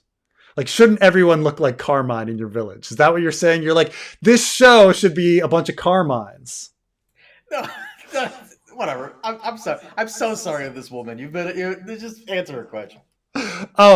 This is how come Oberyn has only collected daughters? He must have fathered sons. Well, statistically, right?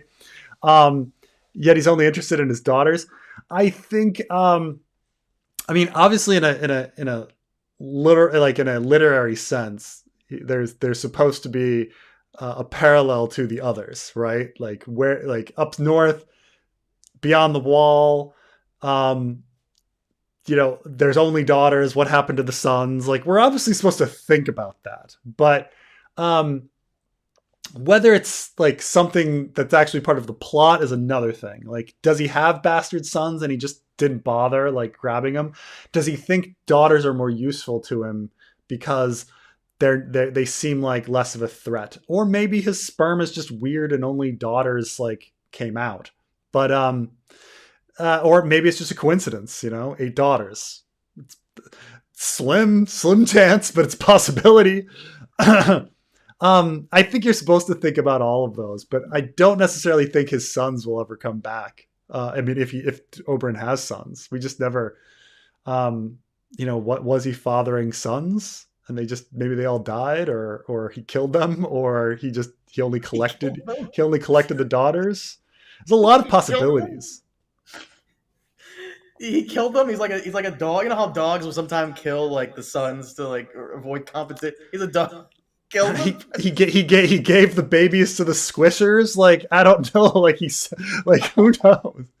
Send him into the Night's Watch. Like they joined the Brave Companions. I have no clue. Like we don't know. Or if maybe he just only had daughters because his sperm is weird, or it was a coincidence. We're obviously supposed to think about these things. Like it's a little weird that he has 8 daughters, but I don't know if it'll ever come into the plot.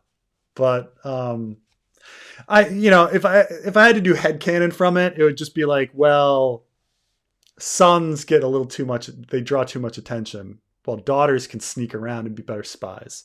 Like no one's expecting Tyene Sand to do what she does. Lady Nim can do what she does, and she can be a bed with the Fowler twins and get information. Tyene Sand can sneak in and study the faith. Sons, people are going to be wary of sons. That would be like the headcanon like explanation of it all. But I don't know if George really thought about it. He was just like, I'll create this literary parallel. He's got 8 daughters, just like Craster, and go with it like that. By the way, I think this is the woman who donated the super chat. I think she's the one you defended when someone called her a murderer in your comment section. You know what I'm talking about? Oh God! I think this is the same person. Yeah, there's some horrible people out there, but yes. Let's see here. What do you think about Jon having Dornish features? Is it random or intentional? Written as included by Martin. Arthur versus Ned parallels Jon versus Emmett.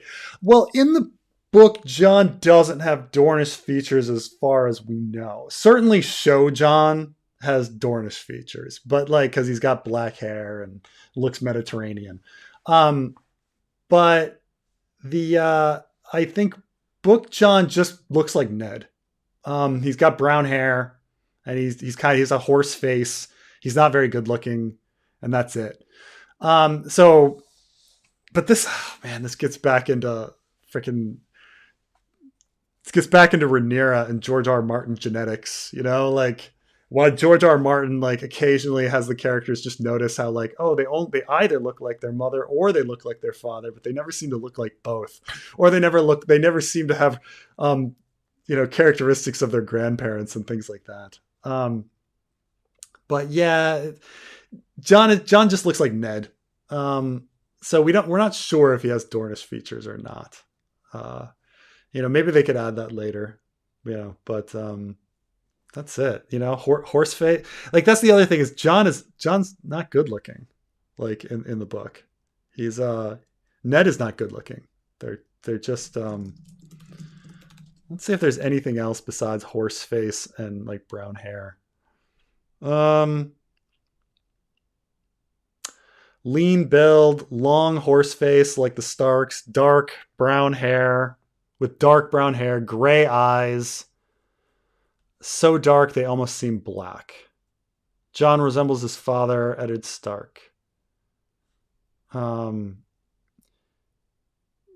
Tyrion's mother was, she left little of her son's appearance, is the joke in there. It's actually the exact reverse, right? If Lyanna is his mom, then it would be like he got all of his mother's appearance and none of the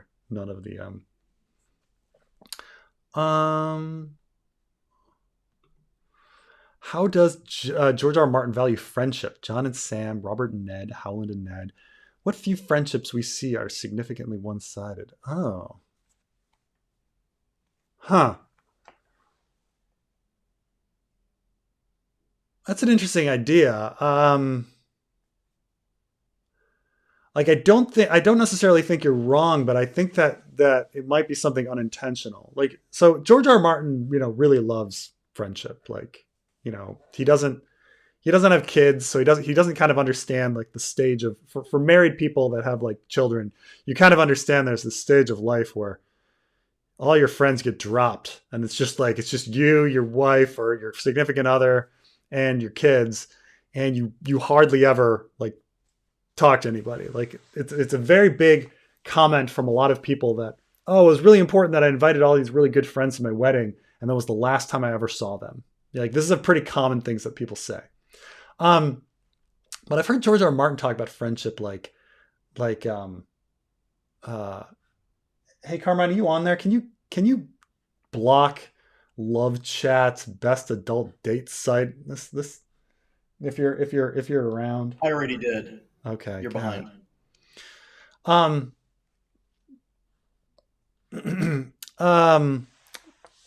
So what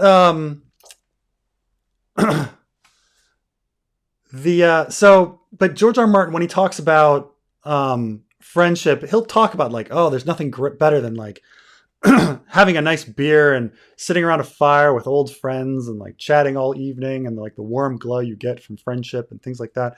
So George R. R. Martin, like, does think about friendship a lot because it's what he has to kind of fill the hole that we all have in life, that many of us fill with children. So friends are very, very important to him. And so I think we do see like the most important bond in Ice and Fire is like Squire to Knight and things like that. Like that's the one that no one ever betrays. So I do think that friendship is very important to him. Like people being warded together and stuff like that, and them having a bond that's even even stronger than family. So I think he means for Jon and Sam to be a great friendship, and he means for Robert and Ned to be a great friendship. And he means for Howland and Ned to be a great friendship, despite the fact that in story, if you actually add it up, Howland Reed is a piece of shit, and never has done anything for Ned ever, or for the Stark family ever. Or that like, well, what about that time he saved Ned from Arthur Dayne? Right, or Sam has done so much for Jon. I guess, Jon did help Sam in the beginning. I mean, Jon saved Sam's life by getting him to be chosen as the Raven Tender, and then from then on, Sam does everything for Jon. But he, I can definitely see how people would look at these friendships and see them and analyze them and think of them as one-sided. But that's not. I don't think that's George's intention. I think he thinks of them as good friendships where people are bonded to each other and they feel obligated to each other. I mean, even with Robert and Ned, like Ned comes all the way south and wants to like do all this stuff for Robert, and Robert, like on his deathbed, like does have his change of heart and like reverses his order about Daenerys because friendship was very important and things like that. So, I mean, I can certainly understand where one can look at these friendships and perceive them as one-sided. I don't necessarily think it was George's intention. I think George like definitely thinks about friendships as being these great things. But hi Peter, new fan. What are your thoughts on Deep Geek? Amazing. I've only seen a few. This Carmine is laughing because I've only seen a couple videos of Deep Geek, and they made me rather angry because like some major things were left out, and which just frustrated me quite a bit. And so like, right now I'm just like, after seeing like, so I watched one on the Lemon Tree and Bravos, or not even, he didn't even mention lemons. He made a video on whether or not Arya was, or whether Daenerys was raised in Bravos. And he didn't mention like lemons. And he spent like the entire video talking about like fresh water sources and stuff like this. And I was like, how can you not mention the lemons? Like, and like tried to show that like, oh, trees are in the courtyards of the mighty. Therefore, like there's no contradiction. And it's like, how can you skip over the freaking lemons? And it frustrated me so much. I also saw a little bit of one where he started talking about the black oily stones, and he didn't mention like, the possibility of it being like plastic and like supernatural and extraterrestrial in origin or sign of a prehistorical society. And he started comparing the black oily stones to Valyrian fuse stone, which I don't know anyone that ever did that. Like no one thinks that the Valyrians stone is the black oily stone from the World of Ice and Fire. Like everyone knows it's kind of referencing like an old ancient society, like Lovecraft is kind of good. So those two videos that I watched like really frustrated me. I haven't seen anything else, but I saw those two and they frustrated me a lot. So, unless he has something better that you can direct me to, but it made me very, very upset that one could do a video on whether Dany was raised in Bravos and not mention lemons and whether lemons can grow there, and like addressing that issue, and do a video on black oily stones and not address like super old ancient societies, because there's such big aspects of the story. Like it just seems like a huge oversight to me. So I was just little frustrated. But yeah, this is another one. On Deep Geek. But like I said, I just saw those two, and those two videos really frustrated me, and that's just my honest opinion. So hey, did the last guy call you Peter? By the way, those are deleted. They're just not deleted on your end. Okay. Like the last super chat guy, I think he said hi, Peter. Yeah, yeah. Well, he says he's a new. He says he's a new. But it's Preston. Yes. um. Yeah. Another one. This is a bunch in a row on in Deep Geek. But yeah, those videos really frustrated me. But that's it.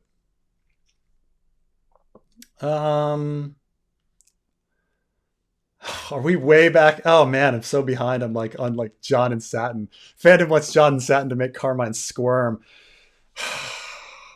I I don't know. I think if Carmine opened up the Winds of Winter and there was a Jon Satin romance, he'd be like, "Yeah, figures." What do you think, Carmine?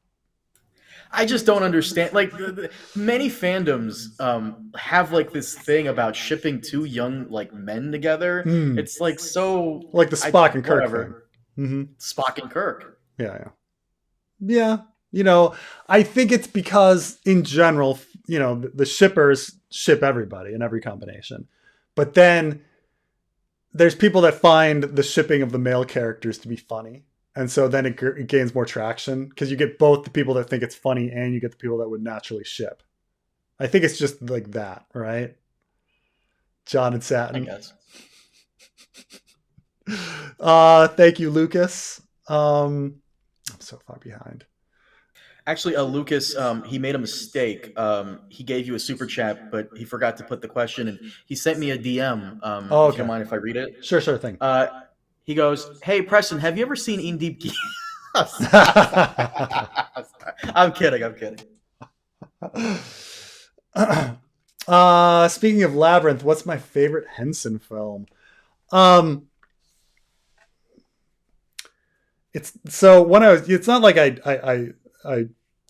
think that the most creative Henson film is definitely Dark Crystal, but having reviewed Dark Crystal recently, as an adult with my rose-colored eyes, like it wasn't as wonderful as I thought it was. Like I used to think it was.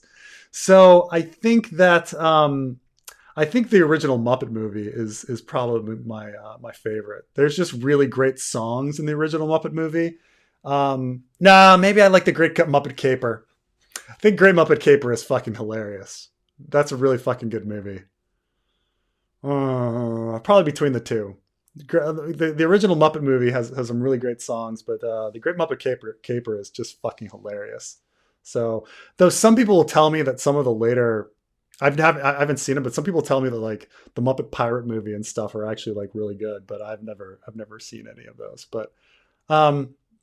But yeah, I mean, I have a soft spot for Labrynth and for Dark Crystal. I'm trying to think if there was some other ones that does Empire Strikes Back count as a Henson movie because of Yoda and Frank Oz. Never read a word of A Song of Ice and Fire, but for whatever reason, it's worth. I love the fan fiction project, and I might pick up the books just to get more out of your stuff. Huh? That's really interesting. That's really interesting because it's like all reference to the books. You must be very confused. Like, who the fuck are these people? That's oh my gosh, I can't, like, looking at some of the comments, I'm just like, oh my god, I'm so far behind, like stuff I talked about like an hour ago. Preston, do you recall the arms of House Toland? Isn't House Toland the dragon eating its own tail? That the world happens over and over again. I guess this might be a reference to like Rhaenyra and Daenerys, but yes, the arms of House Toland consuming itself.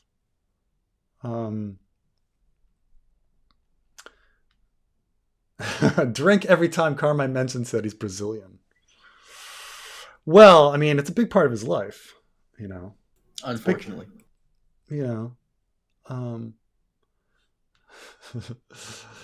Are you gay?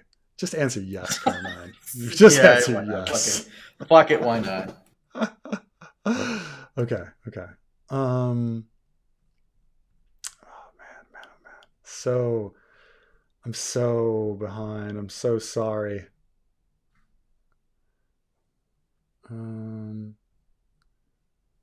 So many good things here into her too. Um, is there fan art that accurately depicts Jon how he looks like in the book that you can think of? Kind of intrigued. Well, let's take a look. Let's see if we can, because we've got to find one where he's kind of, they still looking at a lot of stuff. They still kind of idolize him and make him look, pretty, and make his hair super black. But it is, a dark brown. It's also like how they portray Ygritte. Like Ygritte is also supposed to not be that attractive. But it's tough when like Rose Leslie is so attractive that they're like, well, we're gonna make her attractive.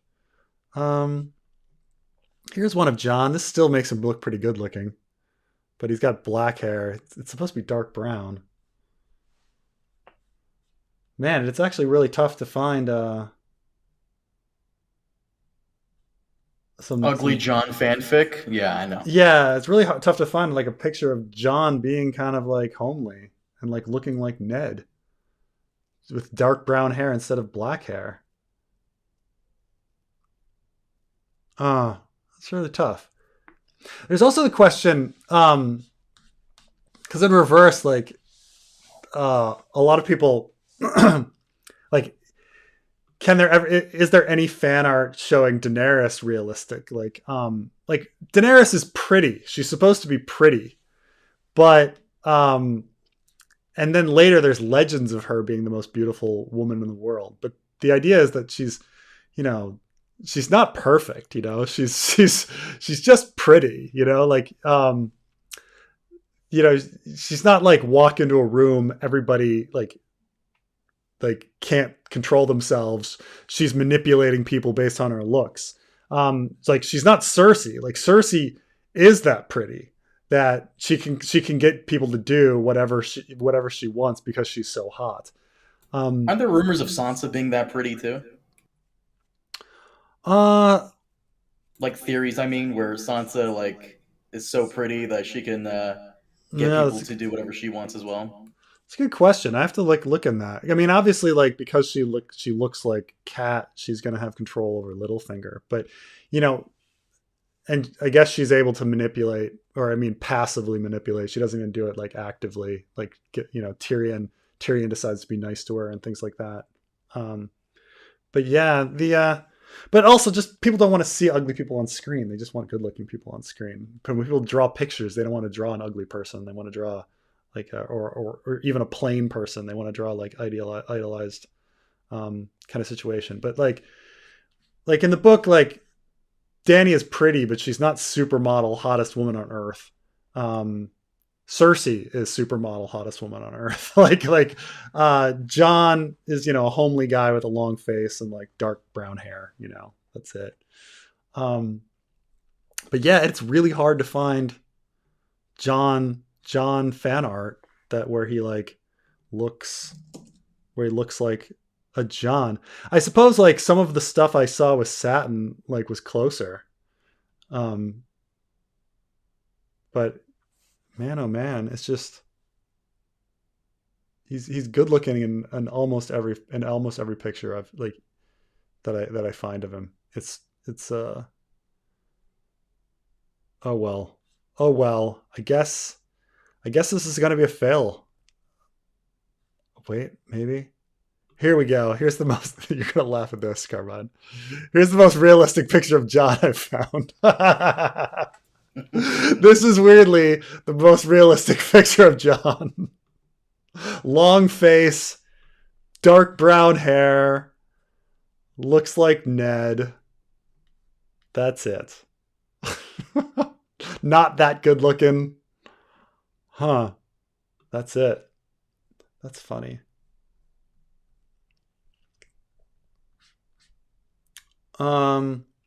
theory, Lyanna would be considered unattractive in the modern A Song of Ice and Fire. Like Arya, people who say she's beautiful are biased. Definitely. I don't even think that's theory. I think that's like straight up fact. Like I think she's got a niche like look to her. Where like some people that are super into like a girl looking like that would be like, oh my gosh, she's so stunning. Because she's got a wild look to her. But like, I think that that no way would people think like universally Lyanna is beautiful. And that's the big thing about Arya. The question is Arya beautiful or not? Like, well, some people make fun of her for having a horse face, and yet the kindly man specifically says that she's good looking. And so it's like, which is it, you know? It's I think Lyanna is going to have a niche look.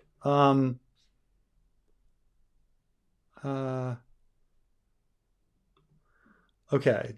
Dude from Uzbekistan can't super chat and keeps asking, did Aegon know about the White Walker invasion? Okay. So, guys, I'm going to put this up. Leaks. I didn't even finish the word spoilers.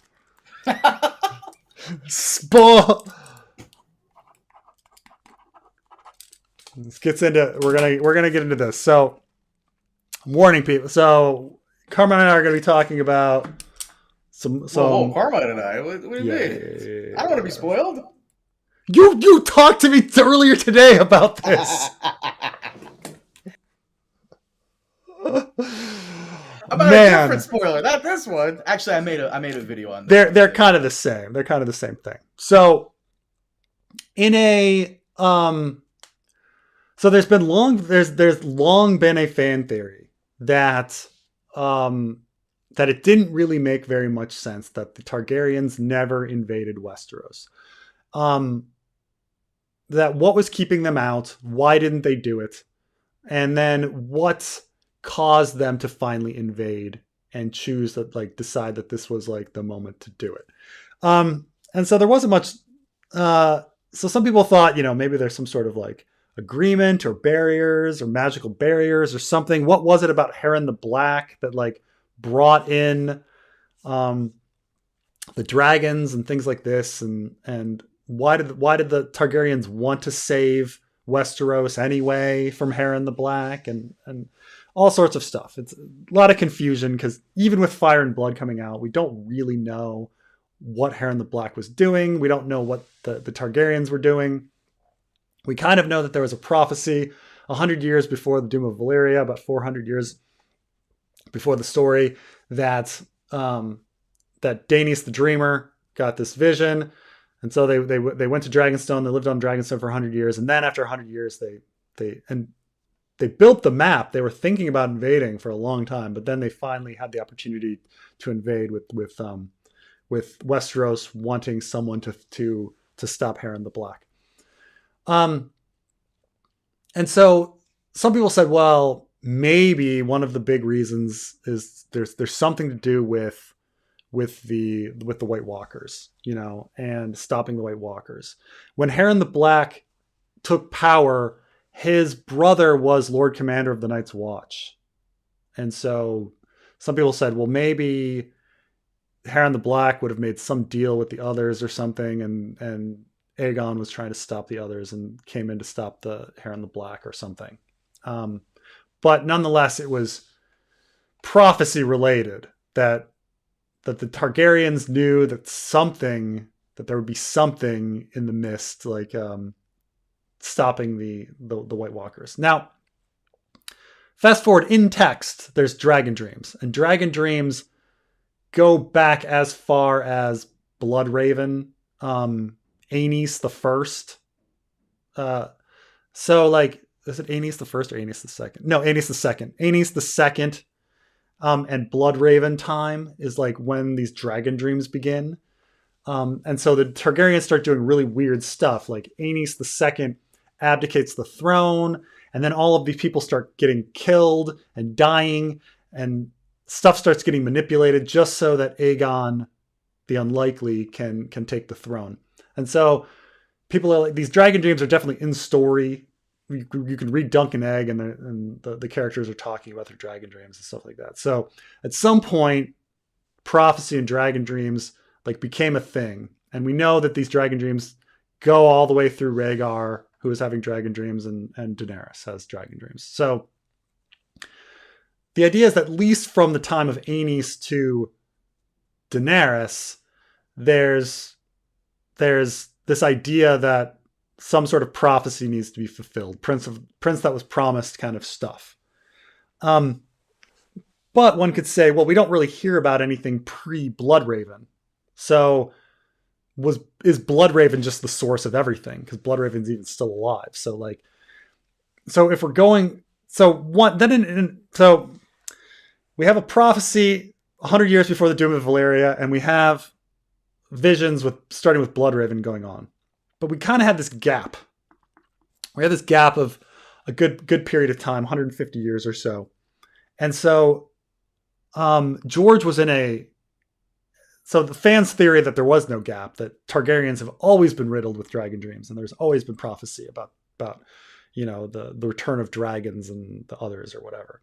So George, in an interview years ago, said, when talking about Fire and Blood, made the comment, it's been long speculated that Aegon the Conqueror came to Westeros because, he had visions about, ideas about the White Walkers north of the Wall.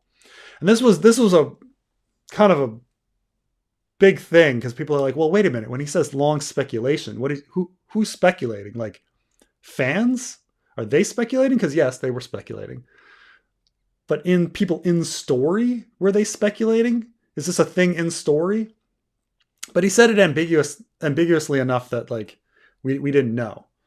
And so now with House of the Dragon, we know that there's a leak that Viserys is receiving. Well, we kind of know that in the trailer he mentions his dreams, but we know that through leaks that yes, he was having dreams about the White Walkers, and that he thinks it's really important that the right heir be on the throne to stop the others, and that he has dreams related to this, which would take the timeline back to 100 years, and then Aegon the Conqueror and stuff. So it sounds like the way George is writing the plot is that the Targaryens have always had these visions to try to stop the White Walkers from the Doom of Valyria onward, which and then we say, well, who's sending these things? Children of the Forest, time traveling Bran.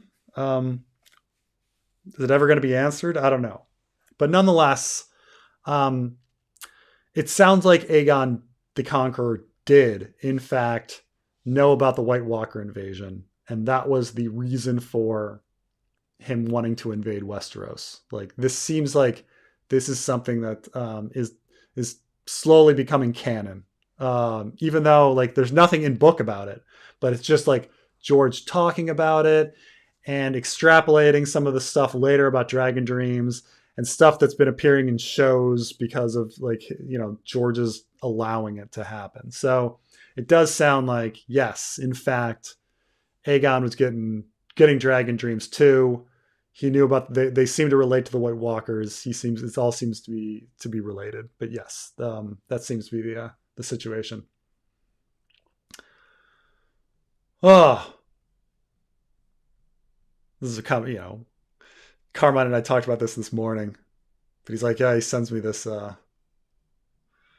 leak stuff. I feel like we've had this discussion before about the Aegon knowing about the White Walkers thing, because I mentioned it's like in Star Wars where Palpatine saw the invasion of the Yuzon Vong.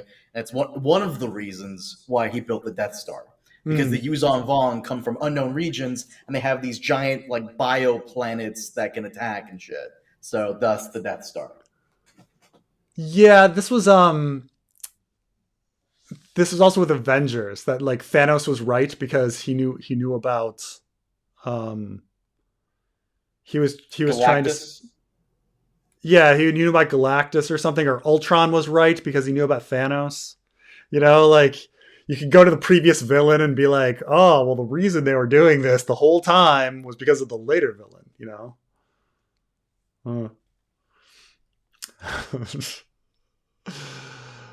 um, oh, damn, another good one. Which Muppet would play who is Muppet Thrones? Kermit equals Howland.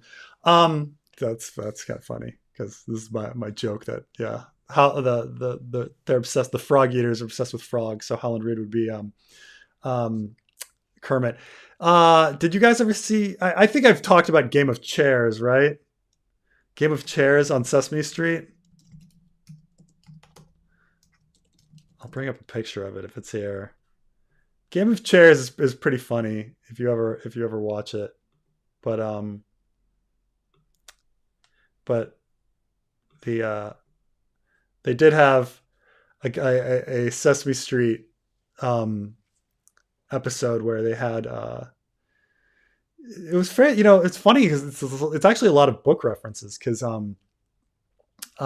Grover is dressed as Patchface, and he comes in, and there's Joffrey, Cersei, Daenerys, Ned, Rob, and they all play musical chairs, but with their thrones. And so one made of baseball bats, one made of golf clubs, one made of ping pong paddles. It's a cute little and he makes some good puns in it. I think at one point, like Ned Joffrey like loses, and he's like, "Sorry, Joffrey, looks like you choked." You're like, oh god. But you should all watch Game of Chairs at some point.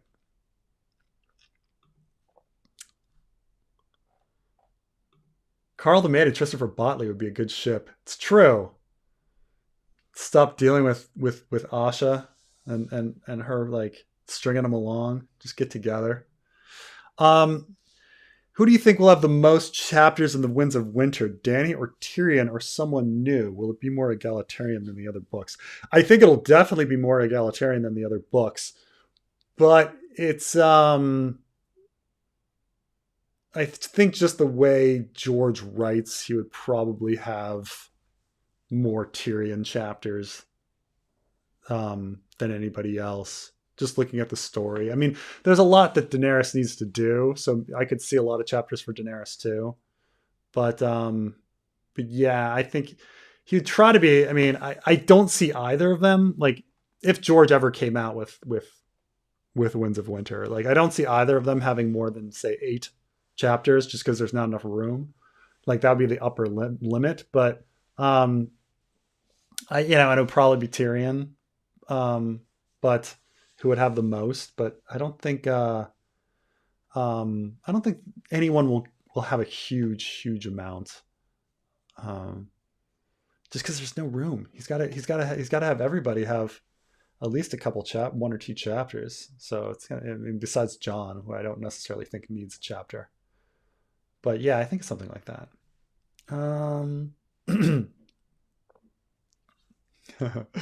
This is funny.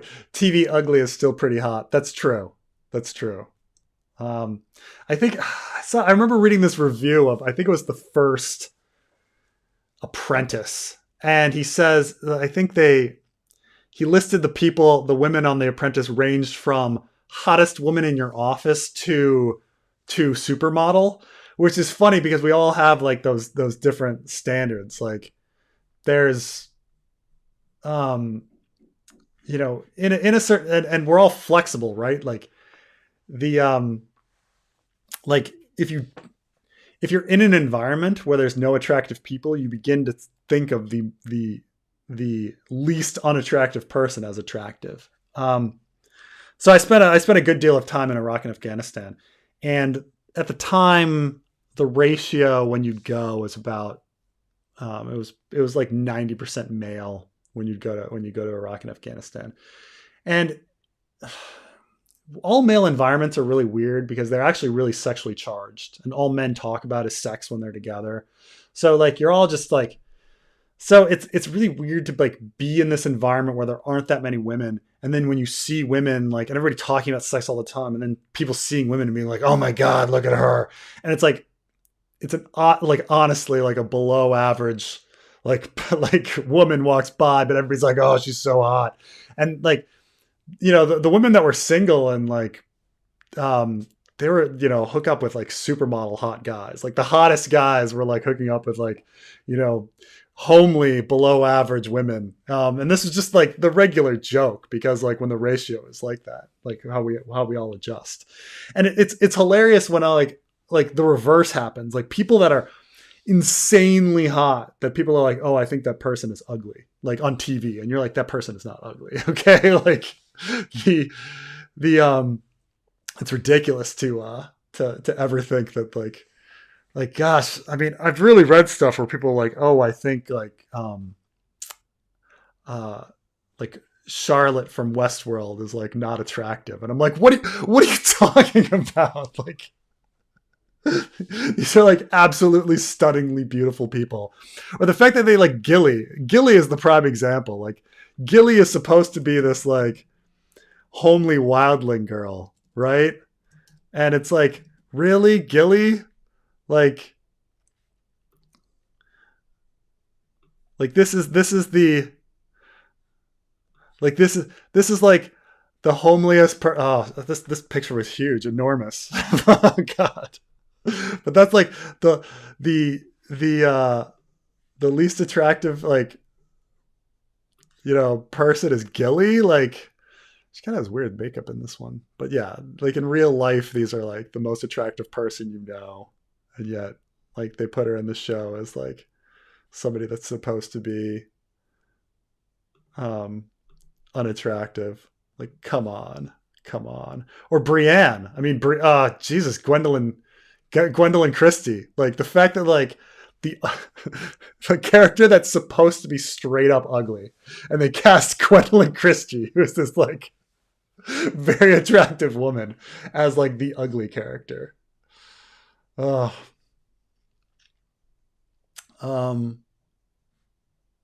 Okay. Am I actually getting? Oh.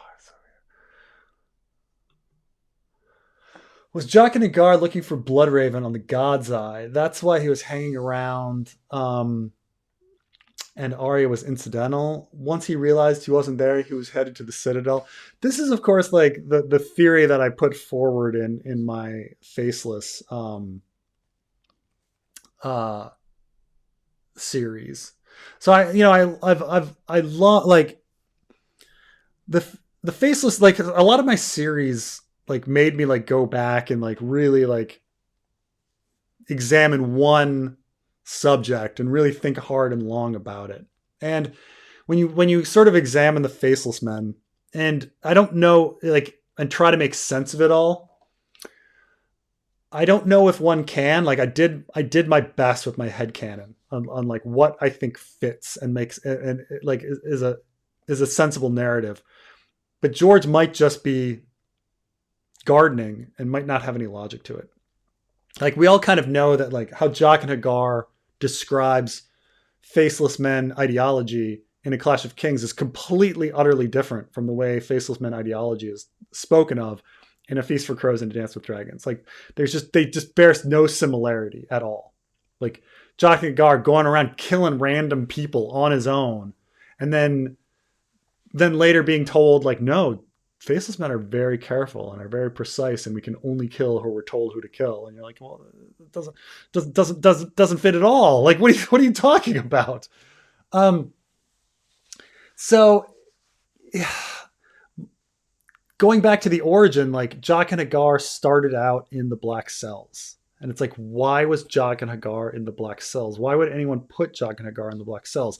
How could he survive in a cage with Rorg and Biter? Like, who are Rorg and Biter, and why are Rorg and Biter in the Black Cells? You know, and I understand that in interviews, like George has said, oh yeah, no, like Rorg and Biter, like they were like pit fighters, and that's why they have like sharpened teeth and Rourke is missing a nose because of like battles and stuff. And yeah, that just doesn't make any sense to me. Like, why would you put somebody like that in the black cells? Why wouldn't you just kill him? Like this, you know? Why wouldn't you like? Why wouldn't you just immediately send them to the wall? Like, why have them in the black cells? The black cells are for political prisoners that you need alive, but you don't want to treat comfortably, right? Like, why would anyone need them alive?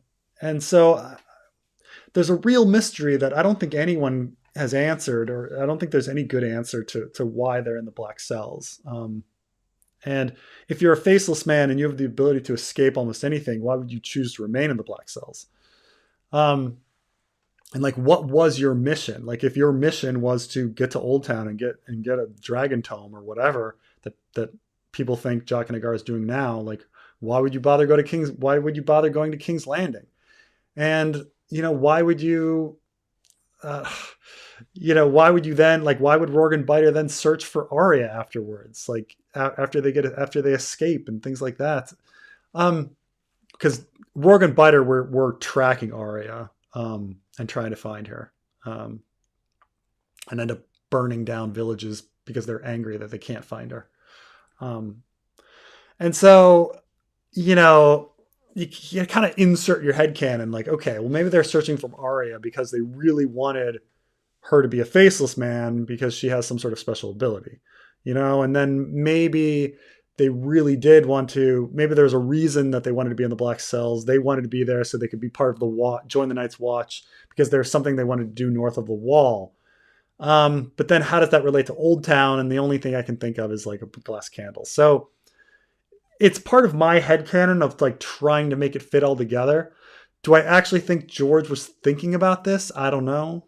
Like, I'm kind of shaky on it. I think George might have just been writing shit and figured out. I'll come up with a good answer later. But because, man, if there's one thing that doesn't make sense in all of Ice and Fire, I would say it's Rourke, Biter, and Jaqen H'ghar. Like, it's beyond like puzzling. Like, there's very, very little that makes sense about what they do. Yeah. There's a super chat before this one. I don't know if you saw that one. Oh gosh golly. People are fucking crazy on super. This is the most super chats I've like ever had. It's just crazy amount today.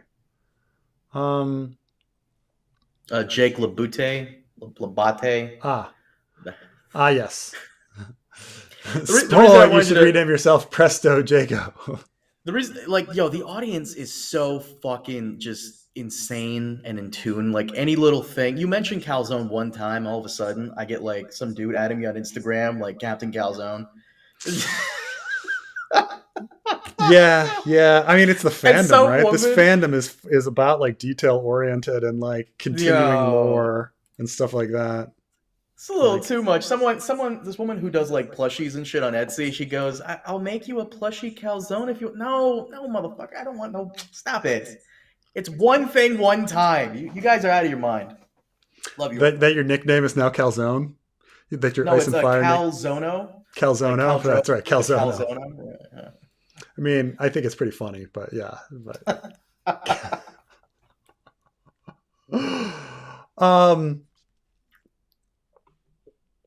What changes will the population of Planetos in 1,000 to 2,000 years make to the events of A Song of Ice and Fire when they retell the stories to their kids?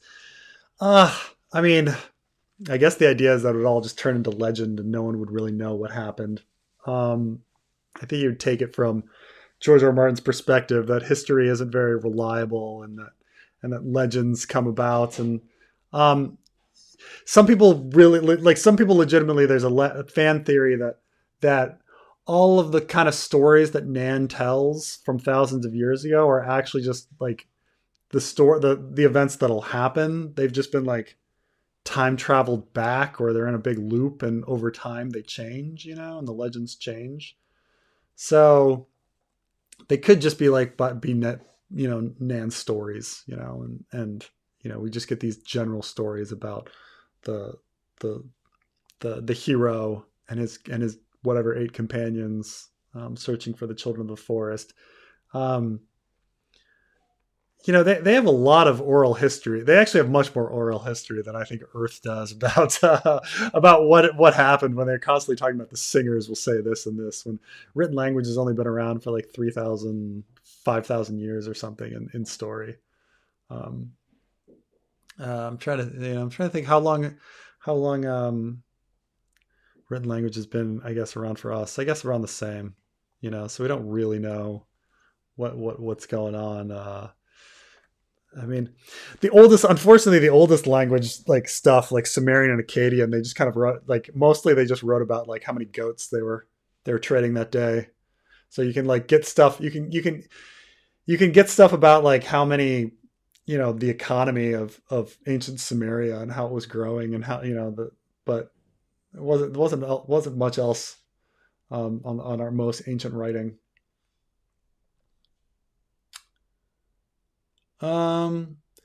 Is House of the Dragon in the same canon as Game of Thrones? I know that there are already elements of the two shows that don't match, like the Iron Throne design. I would say that they probably are in the same canon. I think that just artistically, you're going to have different like designs. Who knows? And maybe by the end they'll be like, let's get rid of these fucking swords on the floor. Maybe they'll make it. Maybe they'll make it work. So. But I mean, like Klingon design evolution. Like, you can look at like Klingons in the different shows, and like every show has a different Klingon design. And yeah, they kind of had an in-universe like explanation for this, but it just, I don't think it really officially makes sense. So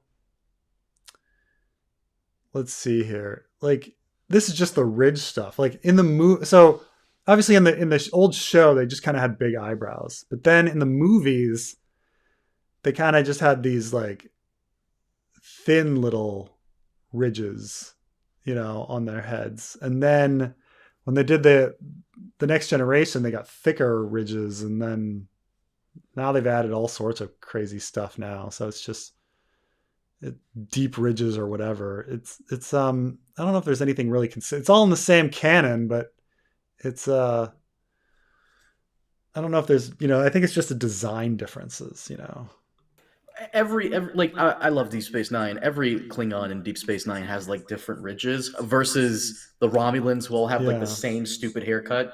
Right, and the same outfit. Like, how come other societies don't wear different clothes? Yeah. So, yeah, I just think it's I close myself and not the Klingons.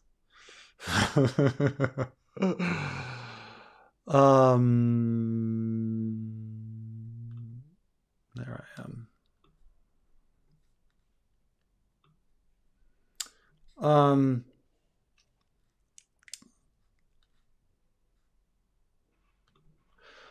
What city, region in Westeros, Essos would I want to live in? Oh, I would definitely want to live in Essos versus Westeros. I mean, I guess I would probably want. I don't know if I'd want to live in one of the slave cities, so I guess I'd probably live in Pentos, right? Like, I think the gloom of Bravos would be depressing, but like, I want to live someplace that had good commerce, food from different places. Were you about to say internet? What's that? Were you about to say internet? Good internet, good broadband connections. Yeah, I mean, if the South didn't have slavery, it would be a better place to live. I'd probably live in, Lice or something, but you can't really. Maybe probably live in Karth. Karth would be pretty fun. I think Karth would be a great city to live in. But they have slavery too, though, don't they? Yeah, Pentos it is. Pentos, yeah. Or Old Town, but I like cities. I like uh, different products from all over. You know, I certainly wouldn't want to live in Winterfell where it's cold. Um, Maybe Dorne wouldn't be so bad, right? Um, let's see here. I just left to watch Game of Chairs, and it unironically does the reference better than season 8 of the show it's parodying. Oh, I know, right? Like Melisandre is in there, and she does all the quotes, and it's more book accurate. I mean, they still make the puppets look like it's from the show, but the fact that they're making like actual like book references with regards to Patchface and things like that is hilarious. Um, Renting King's Landing is expensive. Black cells are cheap based on operations if you consider security. Um, they're in King's Landing to find out if Bloodraven was sent to the wall. Yeah, there is a question. Maybe they did something. They wanted to find something in the Red Keep, or wanted some sort of background. I mean, I guess if when we get to, Old Town chapters in the fan fiction and what, if we ever could learn what Jaqen H'ghar is doing, um, we could get into that because they why King's Landing? Like, what were they doing? Who are Rorg and Biter? Because like when Bran fights Biter, there's just definitely something weird about him. Now don't get me wrong. I think there is a reference to people having filed teeth in the fighting pits of Flea Bottom. But there's still just something weird. There's just something very weird about how she like punches Rorg and her like fist kind of like sticks into him like putty, and he like chooses to bite her face, and just a lot of weird stuff. And they're so vicious and evil that they seem over the top parodies of real life people. Like, and I get the idea that these are human beings and they're monsters, and the worst monsters are human beings, kind of thing that George R. R. Martin is saying. But it's just Rorg and Biter are just so off the wall. I mean, plus like Rorg has black hair. He's just got a chest of he just hairless. With shirtless, he's just a black hair, and Biter is white. So you got like white and black, like House and Black and White with Jaqen. So like, maybe it's just thematic. Like she's seeing white and black, and there's Jaqen, but it's just I think it makes more sense if they're also Faceless Men, but we'll see. Could A Song of Ice and Fire translate to a stage play? I think so. I mean, a lot of things translate to stage plays, but how would you have big dragons come in? Would it be like a Broadway production? I could see Broadway.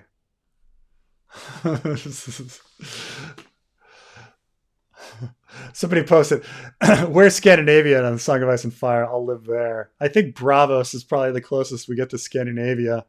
Cold and rainy all the time, and fairly liberal, and no slavery. Yeah, Karth has slaves. Is there a Canada of Westeros? I think maybe Ib is Canada of Westeros. They're into like oil and whaling and stuff. Yeah, send me to Ibn. I think that must be it. Summer Islands might be pretty nice. Free love culture,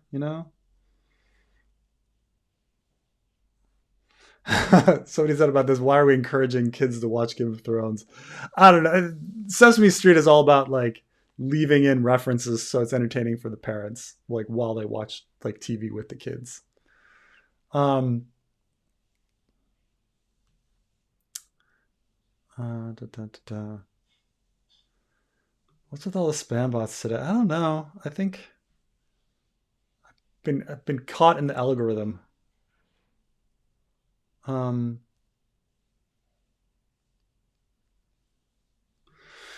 Could Rorg and Biter have been sent to kill Ned, then Joffrey beat them to it? I mean, yeah, possibly. I'm trying to think. but then if their mission is done, why wouldn't they go home? Like, the other thing is like fitting in why Rorg and Biter are searching for Arya, and why Jaqen goes to Old Town.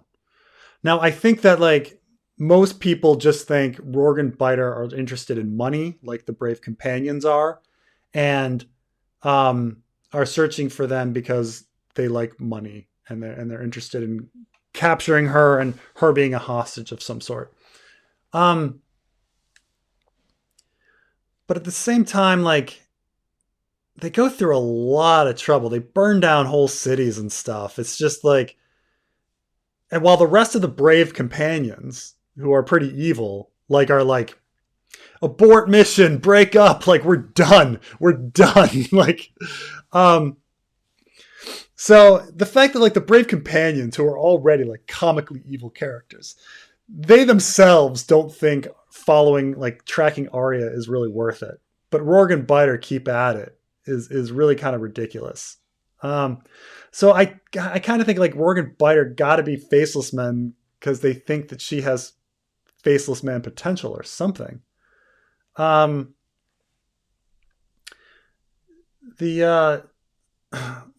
Jaqen must have a different mission. Do you think Rorg is glamored? I don't think he's glamored, but they talked about at the House of Black and White that there are different ways to make people look different, and you can put on prosthetics. So I think Biter certainly has some sort of like prosthetic putty on him. While Rorg might have the same of some sort. I mean, the real Rorg underneath might also lack a nose. Who knows? But you know, he could put on a fake nose or whatever later. Ibn is surely Iceland. It's true. Iceland's Scandinavia, though, right? Thousand Islands are literally Canada. I guess so. With all the green people with the spiky teeth, that's true. It's true. It could be Canada. I mean, obviously, like maybe Hudson Bay kind of stuff, like way north Canada. Ashara Dayne is Septon Lemore and Jon Snow's mom. So, I mean, I think the top two candidates for if Septon Lemore is anybody is either Ashara Dayne or Tyenne's mother. Both fit, like, you know, they both had a kid. They both seem mysterious in some way. Like, you know,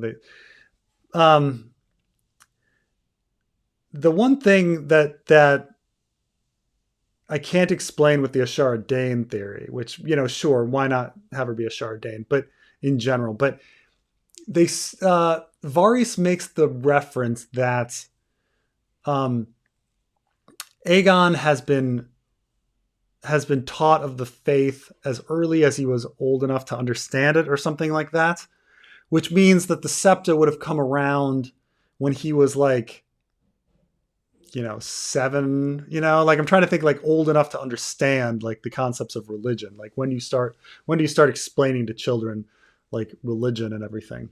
Because he talks about like Varys says like he was raised to rule since he was like old enough to walk, and taught of the faith when he was like old enough to understand. And that's a little later. While if Ashara Dayne were Septon Lemore, like what is Ashara Dayne doing for the number of years, 5 years or so in between? Where did she go? What did she do? So timeline wise, like Tyenne's mother like fits a little better, because Tyenne's mother was also in Westeros when Arianne and Tyene were young. We hear about Tyenne's mother, but then where is she now? Who knows?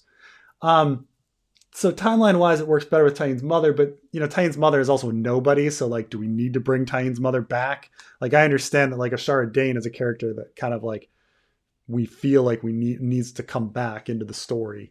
What better opportunity than Septon Lemore or Quaithe? Like, you know, so, but then like either one, like what is this Dornish person doing like with the Aegon cause? Like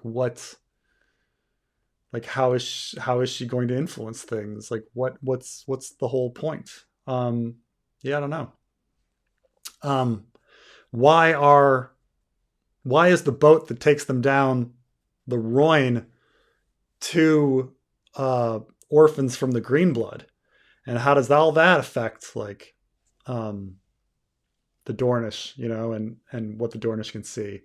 Like he could have had George could have had anyone take them down the Rhoyne, but he had them be two orphans from the Greenblood that went back to the motherland. It's a very weird, suspicious situation. Like he could have just had them be two Norvashi or something, and we would have been fine. But he had them be orphans. So there's a lot of weird stuff with like Dorne and Aegon and the connection that we haven't fully. It's really difficult to understand and explain and fit into everything. Like it seems impossible that Doran would be surprised and caught off guard by the arrival of Aegon. It just doesn't seem likely. Like he's just got there's too many. He has too many connections in Essos, like that all of a sudden he'd be like, "What, Aegon?" So I don't know. Maybe Septon Lemore is Tyenne's mom, and she's been informing, or maybe it's Ashara Dayne. She's Dornish, and she's been informing. I don't know. It's Rurg and Biter are Jaqen's faceless babies, matured a little. Longer than Mel's shadow babies. Now, the one thing that I also think is so some people say like, well, why wouldn't they all be kind of like face changers? And it's like, well, clearly, like if you have different levels of like face changing abilities, like prosthetics versus like telepathic glamoring or whatever is going on with Jaqen, like that's different levels of ability. So like the people that can't do the big changes have to use prosthetics, and the people that are really talented like Jaqen and Agar can will themselves a new face. And so I think like, it might be that they're different faceless men of different levels of ability,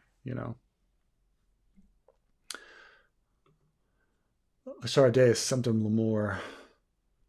I never know.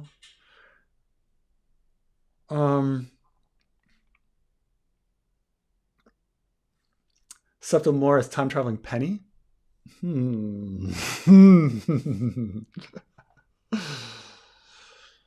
Hot D, please be canonical pronunciation. I mean, we've if we're gonna make fetch happens, we just have to like keep calling it Hot D. Carmine, have you been calling it Hot D? You still there? Yes, I'm trying not to say too much because I think I'm still echoing. I don't want to annoy the audience too much, but Hot D, it is what it is. I mean, do you call it Hot D? Did you ever call it Got? I used to. I just call it Game of Thrones. House of the Dragon. I mean, it's funny that like they try to get the abbreviation of because in the article we read it was like Thrones versus Dragon. Like, oh, are you watching Thrones? Nobody calls it that. Is that what you said? Nobody calls it that. Do people call it Thrones? Like back when, yeah. I think some people do call it Thrones. I don't know anybody that calls it Dragon. I've heard House of the Dragon, but like to just call it Dragon. Have you saw Dragon? Doesn't flow. Doesn't flow off the tongue. Have you seen Hot D? Hot D could it could work. We just got to keep pushing Hot D, and it'll happen. But is House of the Dragon long enough that no one's gonna watch it, or no one's gonna speak it? Oh, by the way, when Dragon Demands, when he was the first person I think you picked up on today, and he said something like how certain websites are trying not to cover it, blah blah blah blah blah. I don't know about that. I think people are covering it. I've seen a lot of websites cover it. I mean, I'll grant that it's nowhere close to Game of Thrones seasons like 5 through 8, like, and how much coverage there was then. But we shall see. I mean, certainly we've been hearing a lot about it, but we're totally on a different wavelength. Like our algorithms are all weird.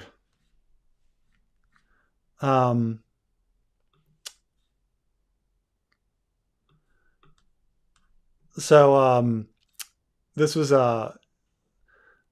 talk about whether or not Game of Thrones could be put on stage. So this is the Globe Theater, which is Shakespeare's original theater in Britain. So like when people talk about like, oh, I saw something at the Globe, like they go here. It's very difficult to get tickets, but it's all set up the kind of the same way. You've got the standing room, which is where the paupers were, back in Shakespeare's day, and then you had the upper levels for like the high class people. And so, it's a real Shakespeare fans love to go see stuff, try to see stuff at the Globe. My father was a absolute avid, rabid Shakespeare fan, and like would every time he passed through London for work would go see a Shakespeare show. But could Game of Thrones be done like that? I mean, I don't know if they have the same sort of. I don't know how much uh, how much of their facility they have for like good special effects and stuff. Like now with like Broadway, you can have these big things happen.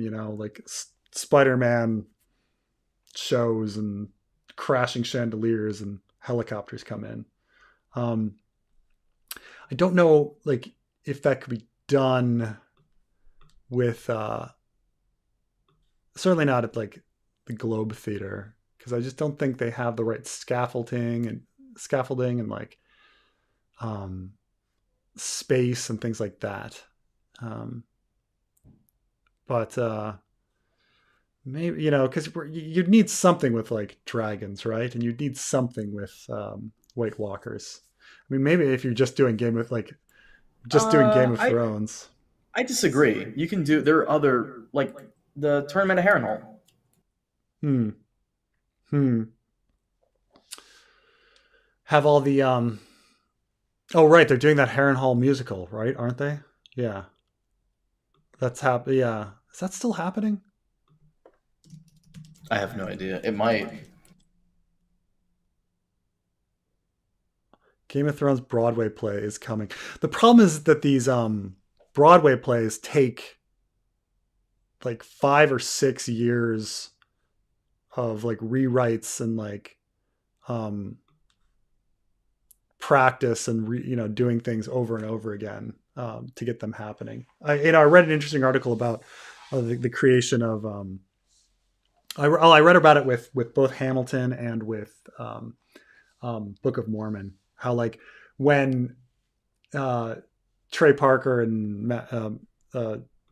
Matt Stone from um, uh, South Park like did their musical, they were like, "Oh, I'll just write these songs, and it'll be like a year of our lives." And it was like, no, it was like he didn't. It was he like did not know what he was in for, and it just kept going. And he's like, "Oh my god, they're rewriting the songs again." And then we're going to a test audience, and then there's like a working group, and then it just kept going and going and going and going.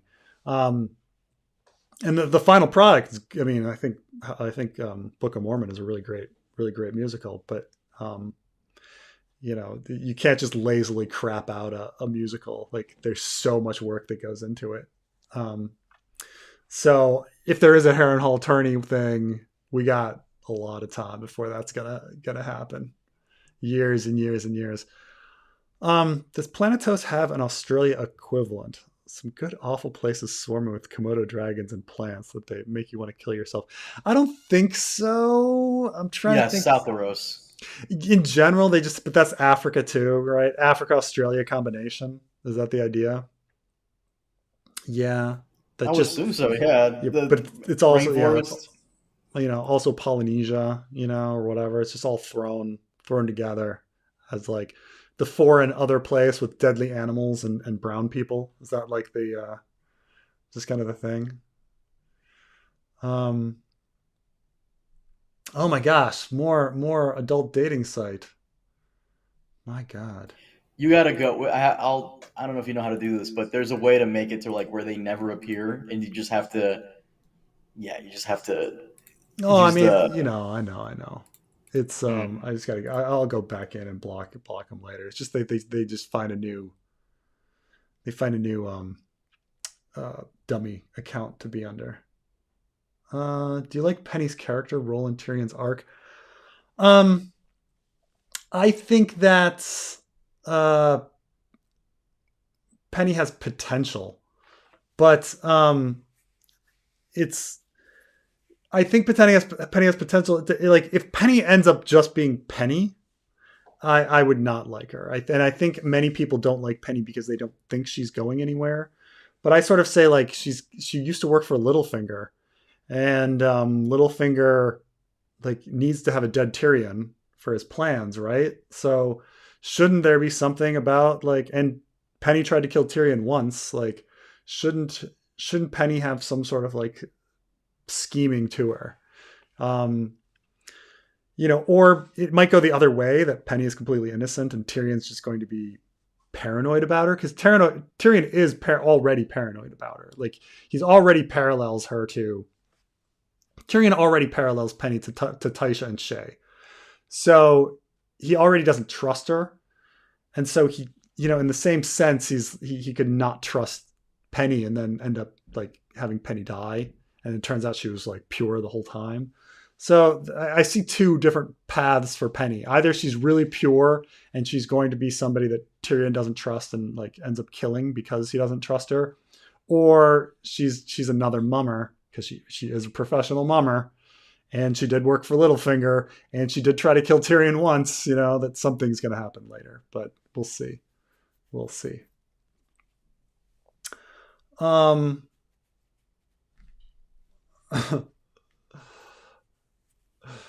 They didn't go into Africa until they had guns. Nah, not really. I mean, Zanzibar, like the trade into Zanzibar goes back pretty far, right? I'm trying to think. Let me look up when the Baluchis were doing stuff in Zanzibar. Was it only until they had guns? I'm gonna look this up. Yeah, it says the Greeks even went to Zanzibar. But yeah, I guess we don't hear. Yeah, and then the Arabs and Persians were trading in there. So people traded in Africa, um, pretty early on.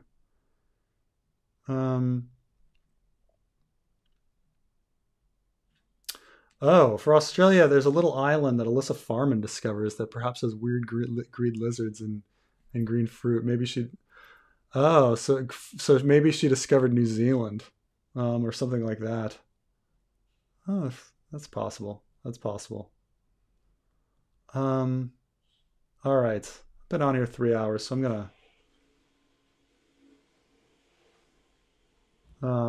close it up soon. Maybe a couple more questions, and then I'm gonna rest my throat here.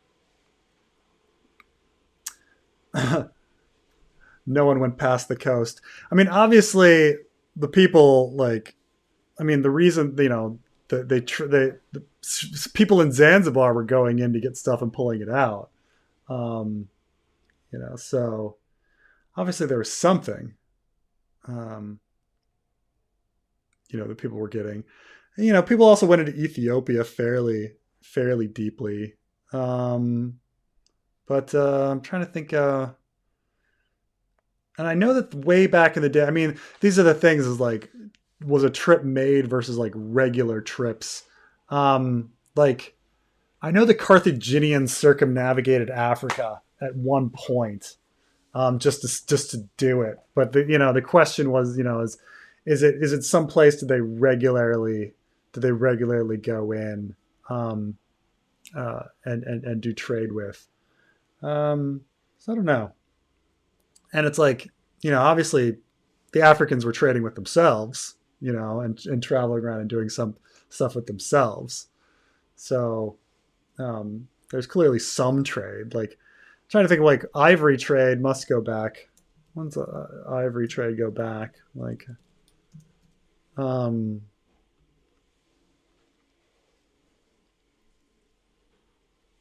let's find a history here.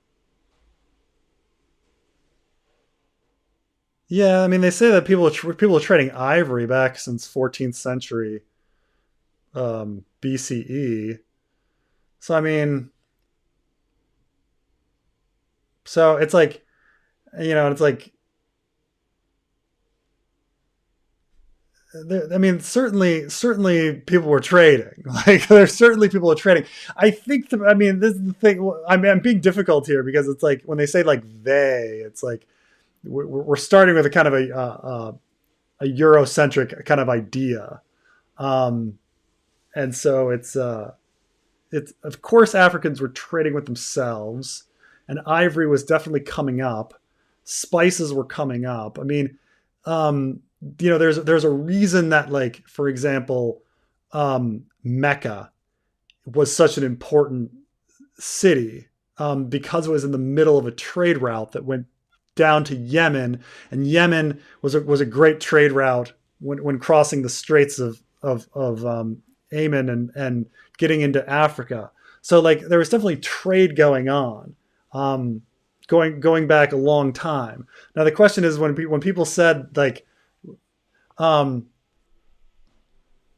yeah, of course Carthage was in Africa, but we're talking about like when people say Africa, everybody means like sub-Saharan Africa. I understand that like when we say, and that's it's this idea that how much trade was happening past the Sahara, and I'd say like yeah, absolutely, it was happening.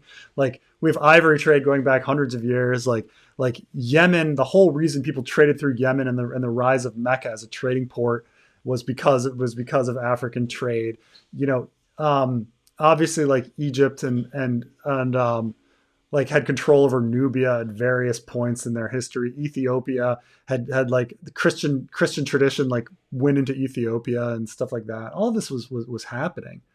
Um, you know, uh, yeah. I admit, there's argument about whether the Carthaginians made it all the way around, but who knows?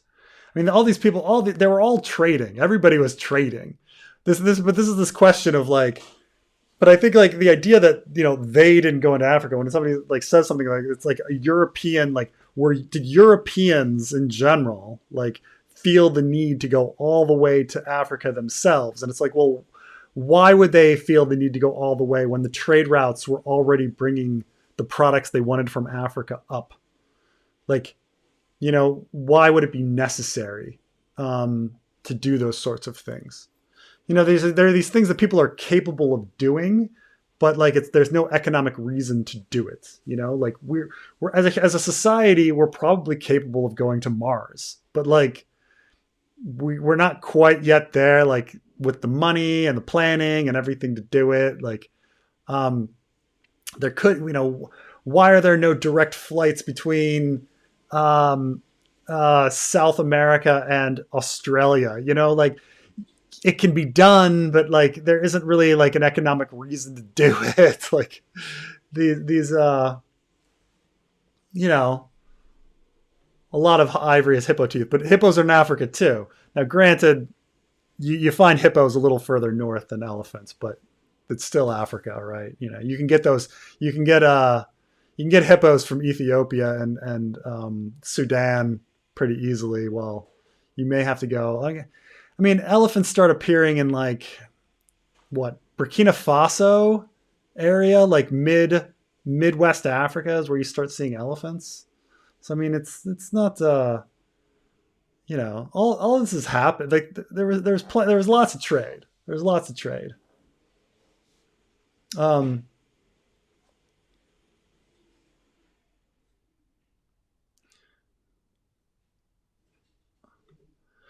Africans went all the way to the Americas and left Olmec heads. There's certainly some possibilities of this. So there without a doubt there are some out of place items that are found in Latin America. Um, but the question is like who got them there and how they got like there's definitely Chinese jade, for example, that was found in Latin America. And it's like, well, did that mean the Chinese were there, or does it mean that like somebody who traded with the Chinese went there? And so it's like, well, the Polynesians were probably like trading with the Chinese and like and the Polynesians, or somebody corrected me last time, that wasn't really Polynesia, but it was like there's another word for like the Oceania, like made it to Latin America a few times, and was doing some trading, and the possibility that the Africans like made it to Latin America to trade is certainly a possibility. But again, there's other trading routes, so it's things like that. So, how come Egypt is considered Asia now? Well, I mean, Sinai is in Asia, but like most people say when they say Egypt, they mean Middle East or North Africa. I mean, you can argue that Sinai is in Asia, but like these terms are all, none of these terms are going to work. Like people, God, the the word. I recently watched a video about like the term American Indian, which American Indians in the United States, for the most part, call themselves American Indians, and they, for the most part, prefer the term American Indian. They actually prefer their own tribe the most, but they use American Indian. However, among the kind of like, I don't want to offend like white community that's trying to posture, like white people use Native American because they think that it's somehow like a little more culturally sensitive, even though American Indians call themselves American Indians and don't care about it. Like that's the term they use. So, but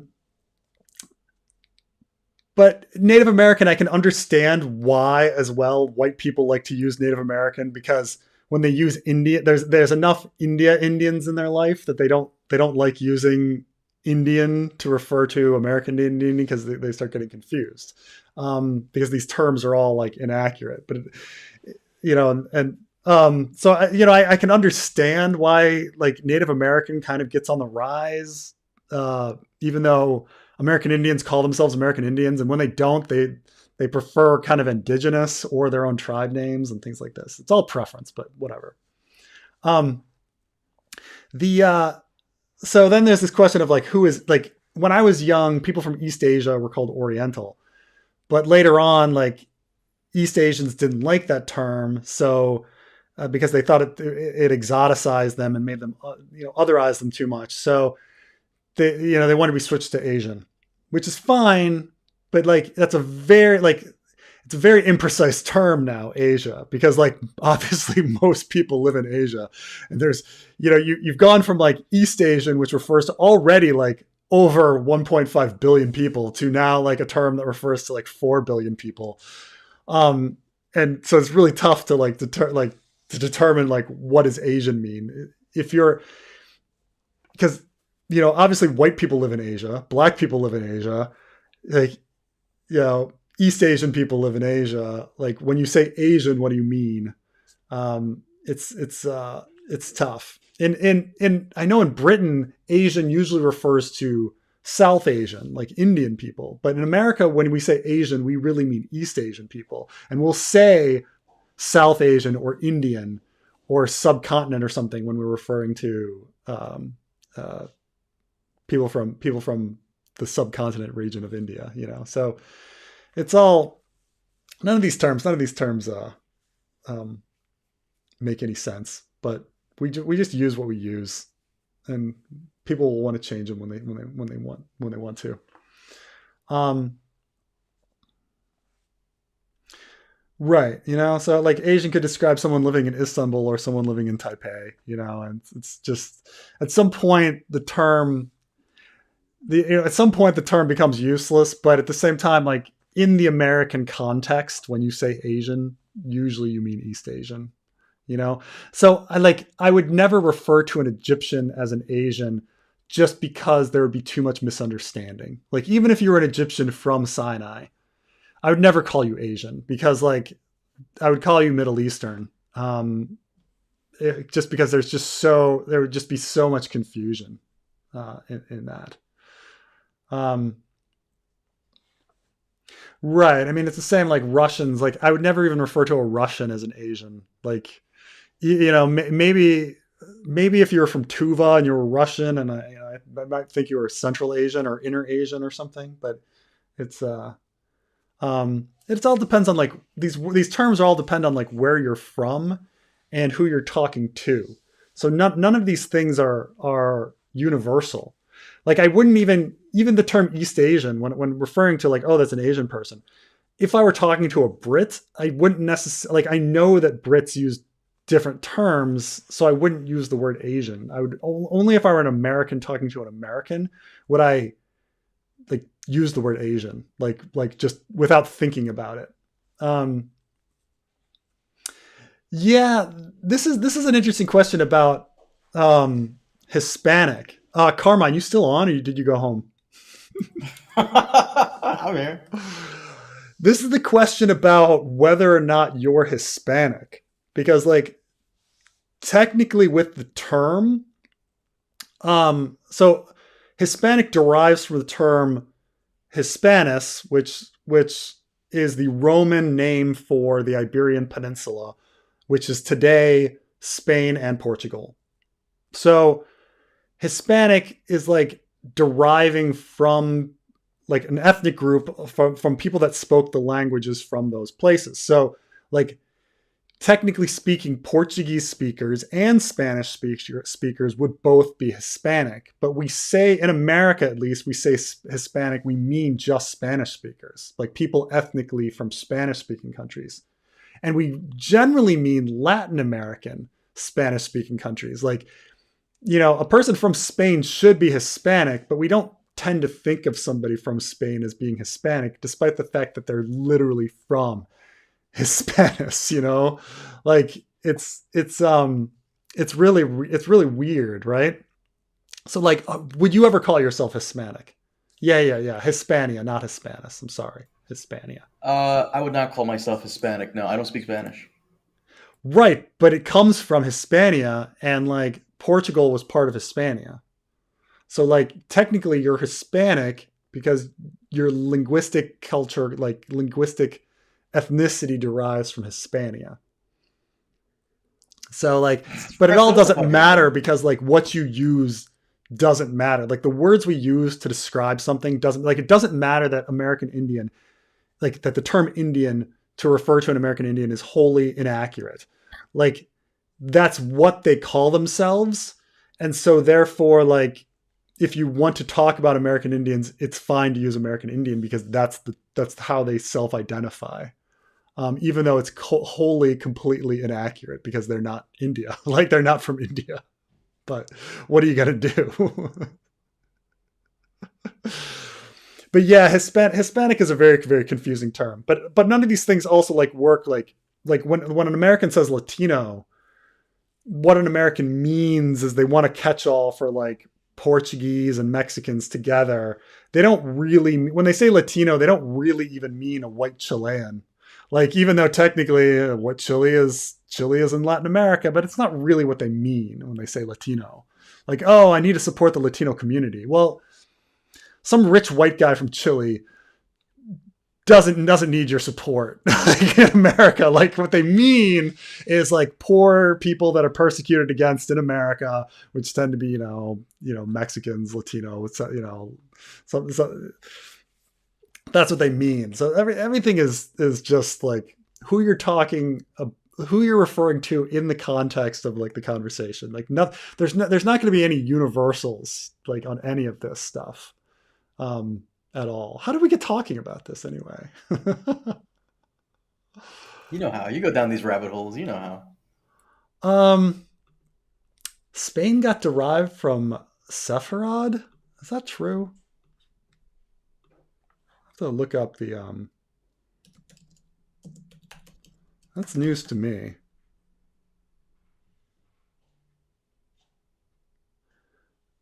says here that there was a Greek Hispania.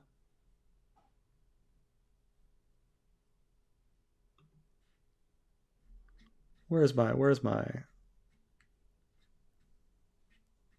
etymology thing here?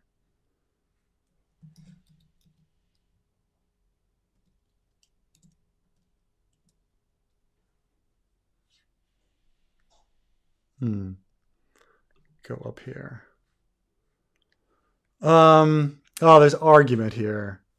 So somebody argued that the root of the term span, the origins of Roman Hispania and modern Hispania are uncertain, though the Phoenicians and the Carthaginians referred to the area as Spania. Therefore, the most widely accepted etymology is the Levant Phoenician one, having a number of accounts. Renaissance scholars said that it evolved from Hispalis, meaning city of the Western world. Some have argued that span came from the Phoenician word spy, to forge metals, thus is Spania where metals are forged, or from the Phoenician Hispania, meaning island of rabbits.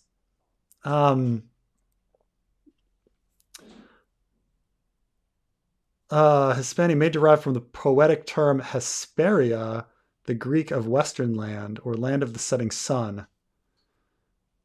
Or it could be from the Basque word Esbania, meaning edge or border. And then two 15th century Jewish scholars claim that it's from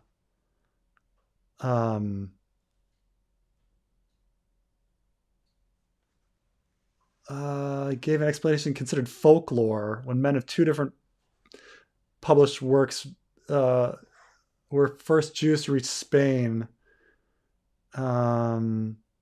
Pharos. Yeah, so it sounds like we don't really know, but I'm going with the Phoenician. I'm guessing it's the Phoenician thing. Yeah, but doesn't sound like the Sephiroth theory has much credence to it. I'm sorry. A nice story.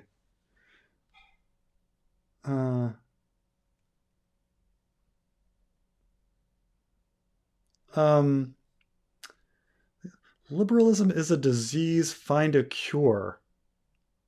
On what? Like, these are these things like what does it mean? Like to think that there's a progressive way to change is a disease, while what, like going backwards to a previous time is like always universally better? Like that doesn't make any sense. Like that's just like ridiculously like doesn't matter, like doesn't make any sense at all. Like obviously in life there are going to be certain things where the way they did things in the past are pretty good, and there's certain things where the way we're doing things in the past are really bad and we need to change and do something in the future. Like it's really like just objectively bad take. Like you can't just like say something as general as liberalism is a disease. Like what does it mean? They keep conflating liberalism with like the woke scolds, I think you're giving him far too much credit. No, that's what they keep. I ask around in the Midwest out here, like that's what they keep conflating it with. And in the same vein, you could also conflate conservatism with racism and incestuous hillbilly who don't brush their teeth. Like you could do the same thing right back. This is the yeah, I know it's a bait, but like the one of the things that this actually happened here in America is some people were telling me about. So there's this new investment thing that's really obscure. It's not even like real. I think it's called ESG. So if you buy and if you have an investment portfolio and you look, they'll talk about like an ESG rating, because all of these like firms want to like put forward like this face that they care about the environment. They don't fucking care about the environment. They care about profits. All firms. This is like when you check into a hotel and they're like, we at Hilton like care about the environment. So please, after you use a towel, hang it up again so that it doesn't have to be washed. Like this is the like it's so fucking pathetic. You're like, oh, you want to save like a cent and not wash your fucking towels. So you've put this little card here to say that you care about the environment. You don't give a fuck. Like you care about saving 1 cent. So ESG is essentially that. So these investment firms have come up with this carbon pollution like rating that they're going to give to investments. It's called ESG. Doesn't affect anything at all because again, people are caring about whether these firms do money and their job is to make money. Okay, but instead they've invented this term. Nonetheless, it's about as useful and influential as the placard in the fucking hotel room. Now, there's this huge conspiracy on right now in the far right community that ESG means there's a woke conspiracy trying to control investment firms. That literally like Merrill Lynch and like Vanguard and T. Rowe Price, like that they're all being controlled by woke people, and they're going to invest all your money in woke things, right? Even though it's like a carbon like measurement, like, but I've been hearing it from things like, oh, like, have you heard about ESG? They're totally going to try to make House of the Dragon woke, and you're like, what are you fucking serious? Like, you're taking this fucking like random fucking like useless, absolutely useless metric that they've slapped on something to make themselves look a little more environmental, and you're like conflating it into like this huge conspiracy. And fucking DeSantis in Florida is trying to pass a law banning investment decisions based on ESG. Like, it's one of the worst, like, crazy fucking conspiracy theories I've seen like coming out. It is insane. It is insane. And everyone that believes these things are insane. Like, if you believe that there is a huge conspiracy based on like wokeness and ESG, you are in fucking tinfoil land. Like, it is out of control. Like, oh my gosh. Oh my gosh. No, these don't. I've read the fucking ESG things, okay? Because I have money in Vanguard, and like, no, none of that is in there. No, it's not. It's fucking lip service for carbon ratings. You're fucking bonkers. You're bonkers. I'm just spamming this question. Do you think Melisandre could get a redemption arc or remain nuts? Probably just die. She'll probably just die, and that'll be a redemption arc or something.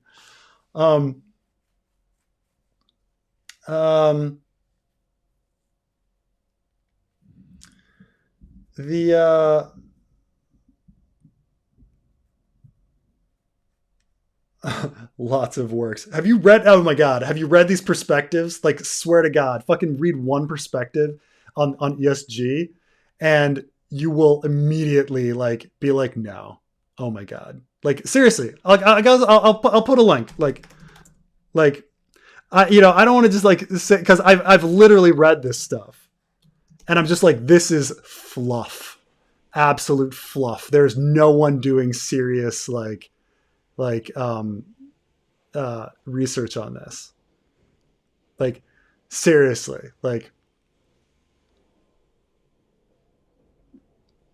like Vanguard doesn't even include it in all of their funds. They have ESG like group stuff like as a product. So like anytime you like buy a mutual fund, like they have a category that you can like buy. Like, oh, do you want to invest in Latin America stuff? Do you want to invest in science and technology stuff? So like you like ESG to Vanguard is a type of fund that you can choose to invest in. Now, at other places like T. Rowe Price, like, it's a factor that they're supposed to look at, but it's like, it's a single pamphlet. Like, all they have is like a pamphlet that somebody made. Like, it took them like 2 hours to put together. Like, it's so pathetic. Like, it's absolutely pathetic. Like, I mean, this is like, it's not like, honestly, like, just Google yourself, like Vanguard and ESG, and look through it and really think if like anybody is fucking doing research on this. Like, it's absolutely oh my, like there's absolutely research being done on it. Like I believe that like 5 or 6 people are doing research on it. It doesn't mean that like the thousands of people that whose industry this is are like making it, it's like maybe your work is big enough that you're going to have like a person in HR who deals with diversity issues. Okay. They're usually multi-hatted. Like, like they have 15 jobs and they're like, oh, but you're also like the diversity, like point person. Your HR might have that. Now, does that mean your fucking business has gone woke because you've categorized like one person, like the diversity specialist? Like, no, it doesn't mean anything. Like it means fucking nothing. Like this is all lip service. Like it's nothing. It's absolute nothing. There is no changes being made in the world. And if you like think like otherwise, like you're bonkers, because the way they make money is by having profits. Like they're going to go for what's profitable, not like this idea that it's amazing to me. Now I'm on a big rant and I'm way over, but it's amazing to me how much people fucking don't think capitalism is happening. Like, do you not think capitalism happens? Like, do you not think that we live in a capitalistic society where people care about money? Like these far right people like believe that we're in this huge anti-capitalist like woke conspiracy and that people have stopped caring about money. Like, man, I wish like our earth is like burning up because we're so consumed with making money and profit and producing shit that we're killing ourselves because all we care about is profit and making money. Like it's so clear that we live in this like ultra capitalist society. And yet like, it's amazing that these far right people are like, no, there's this huge conspiracy and everybody's doing things against their own best interests and against profits.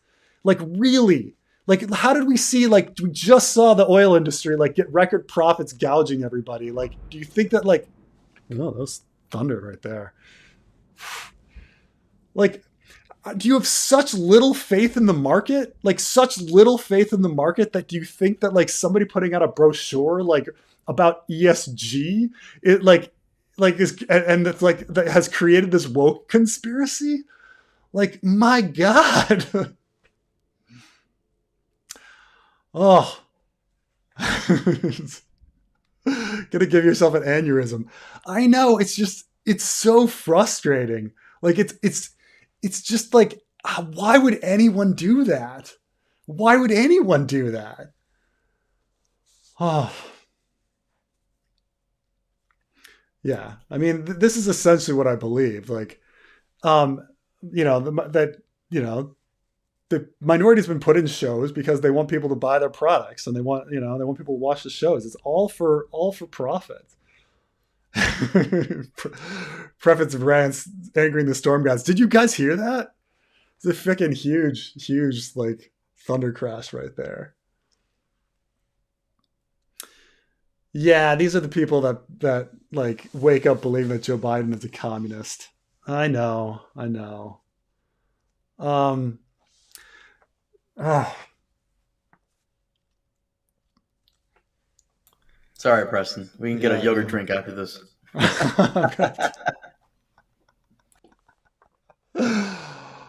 Oh. Um. What color was the soil in Egypt?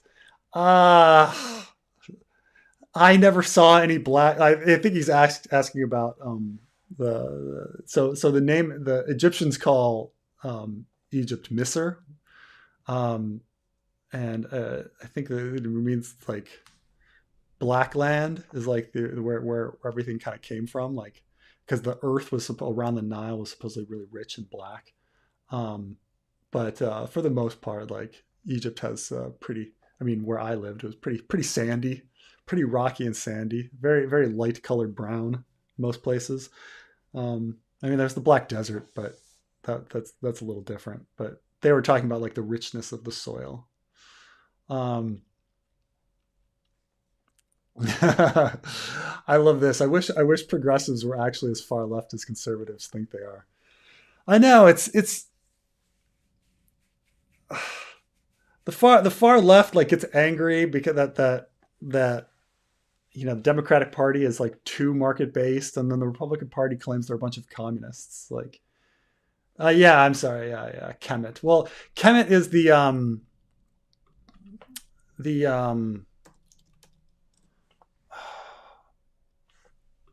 yeah, we got to go through the Egyptian like was it in their language?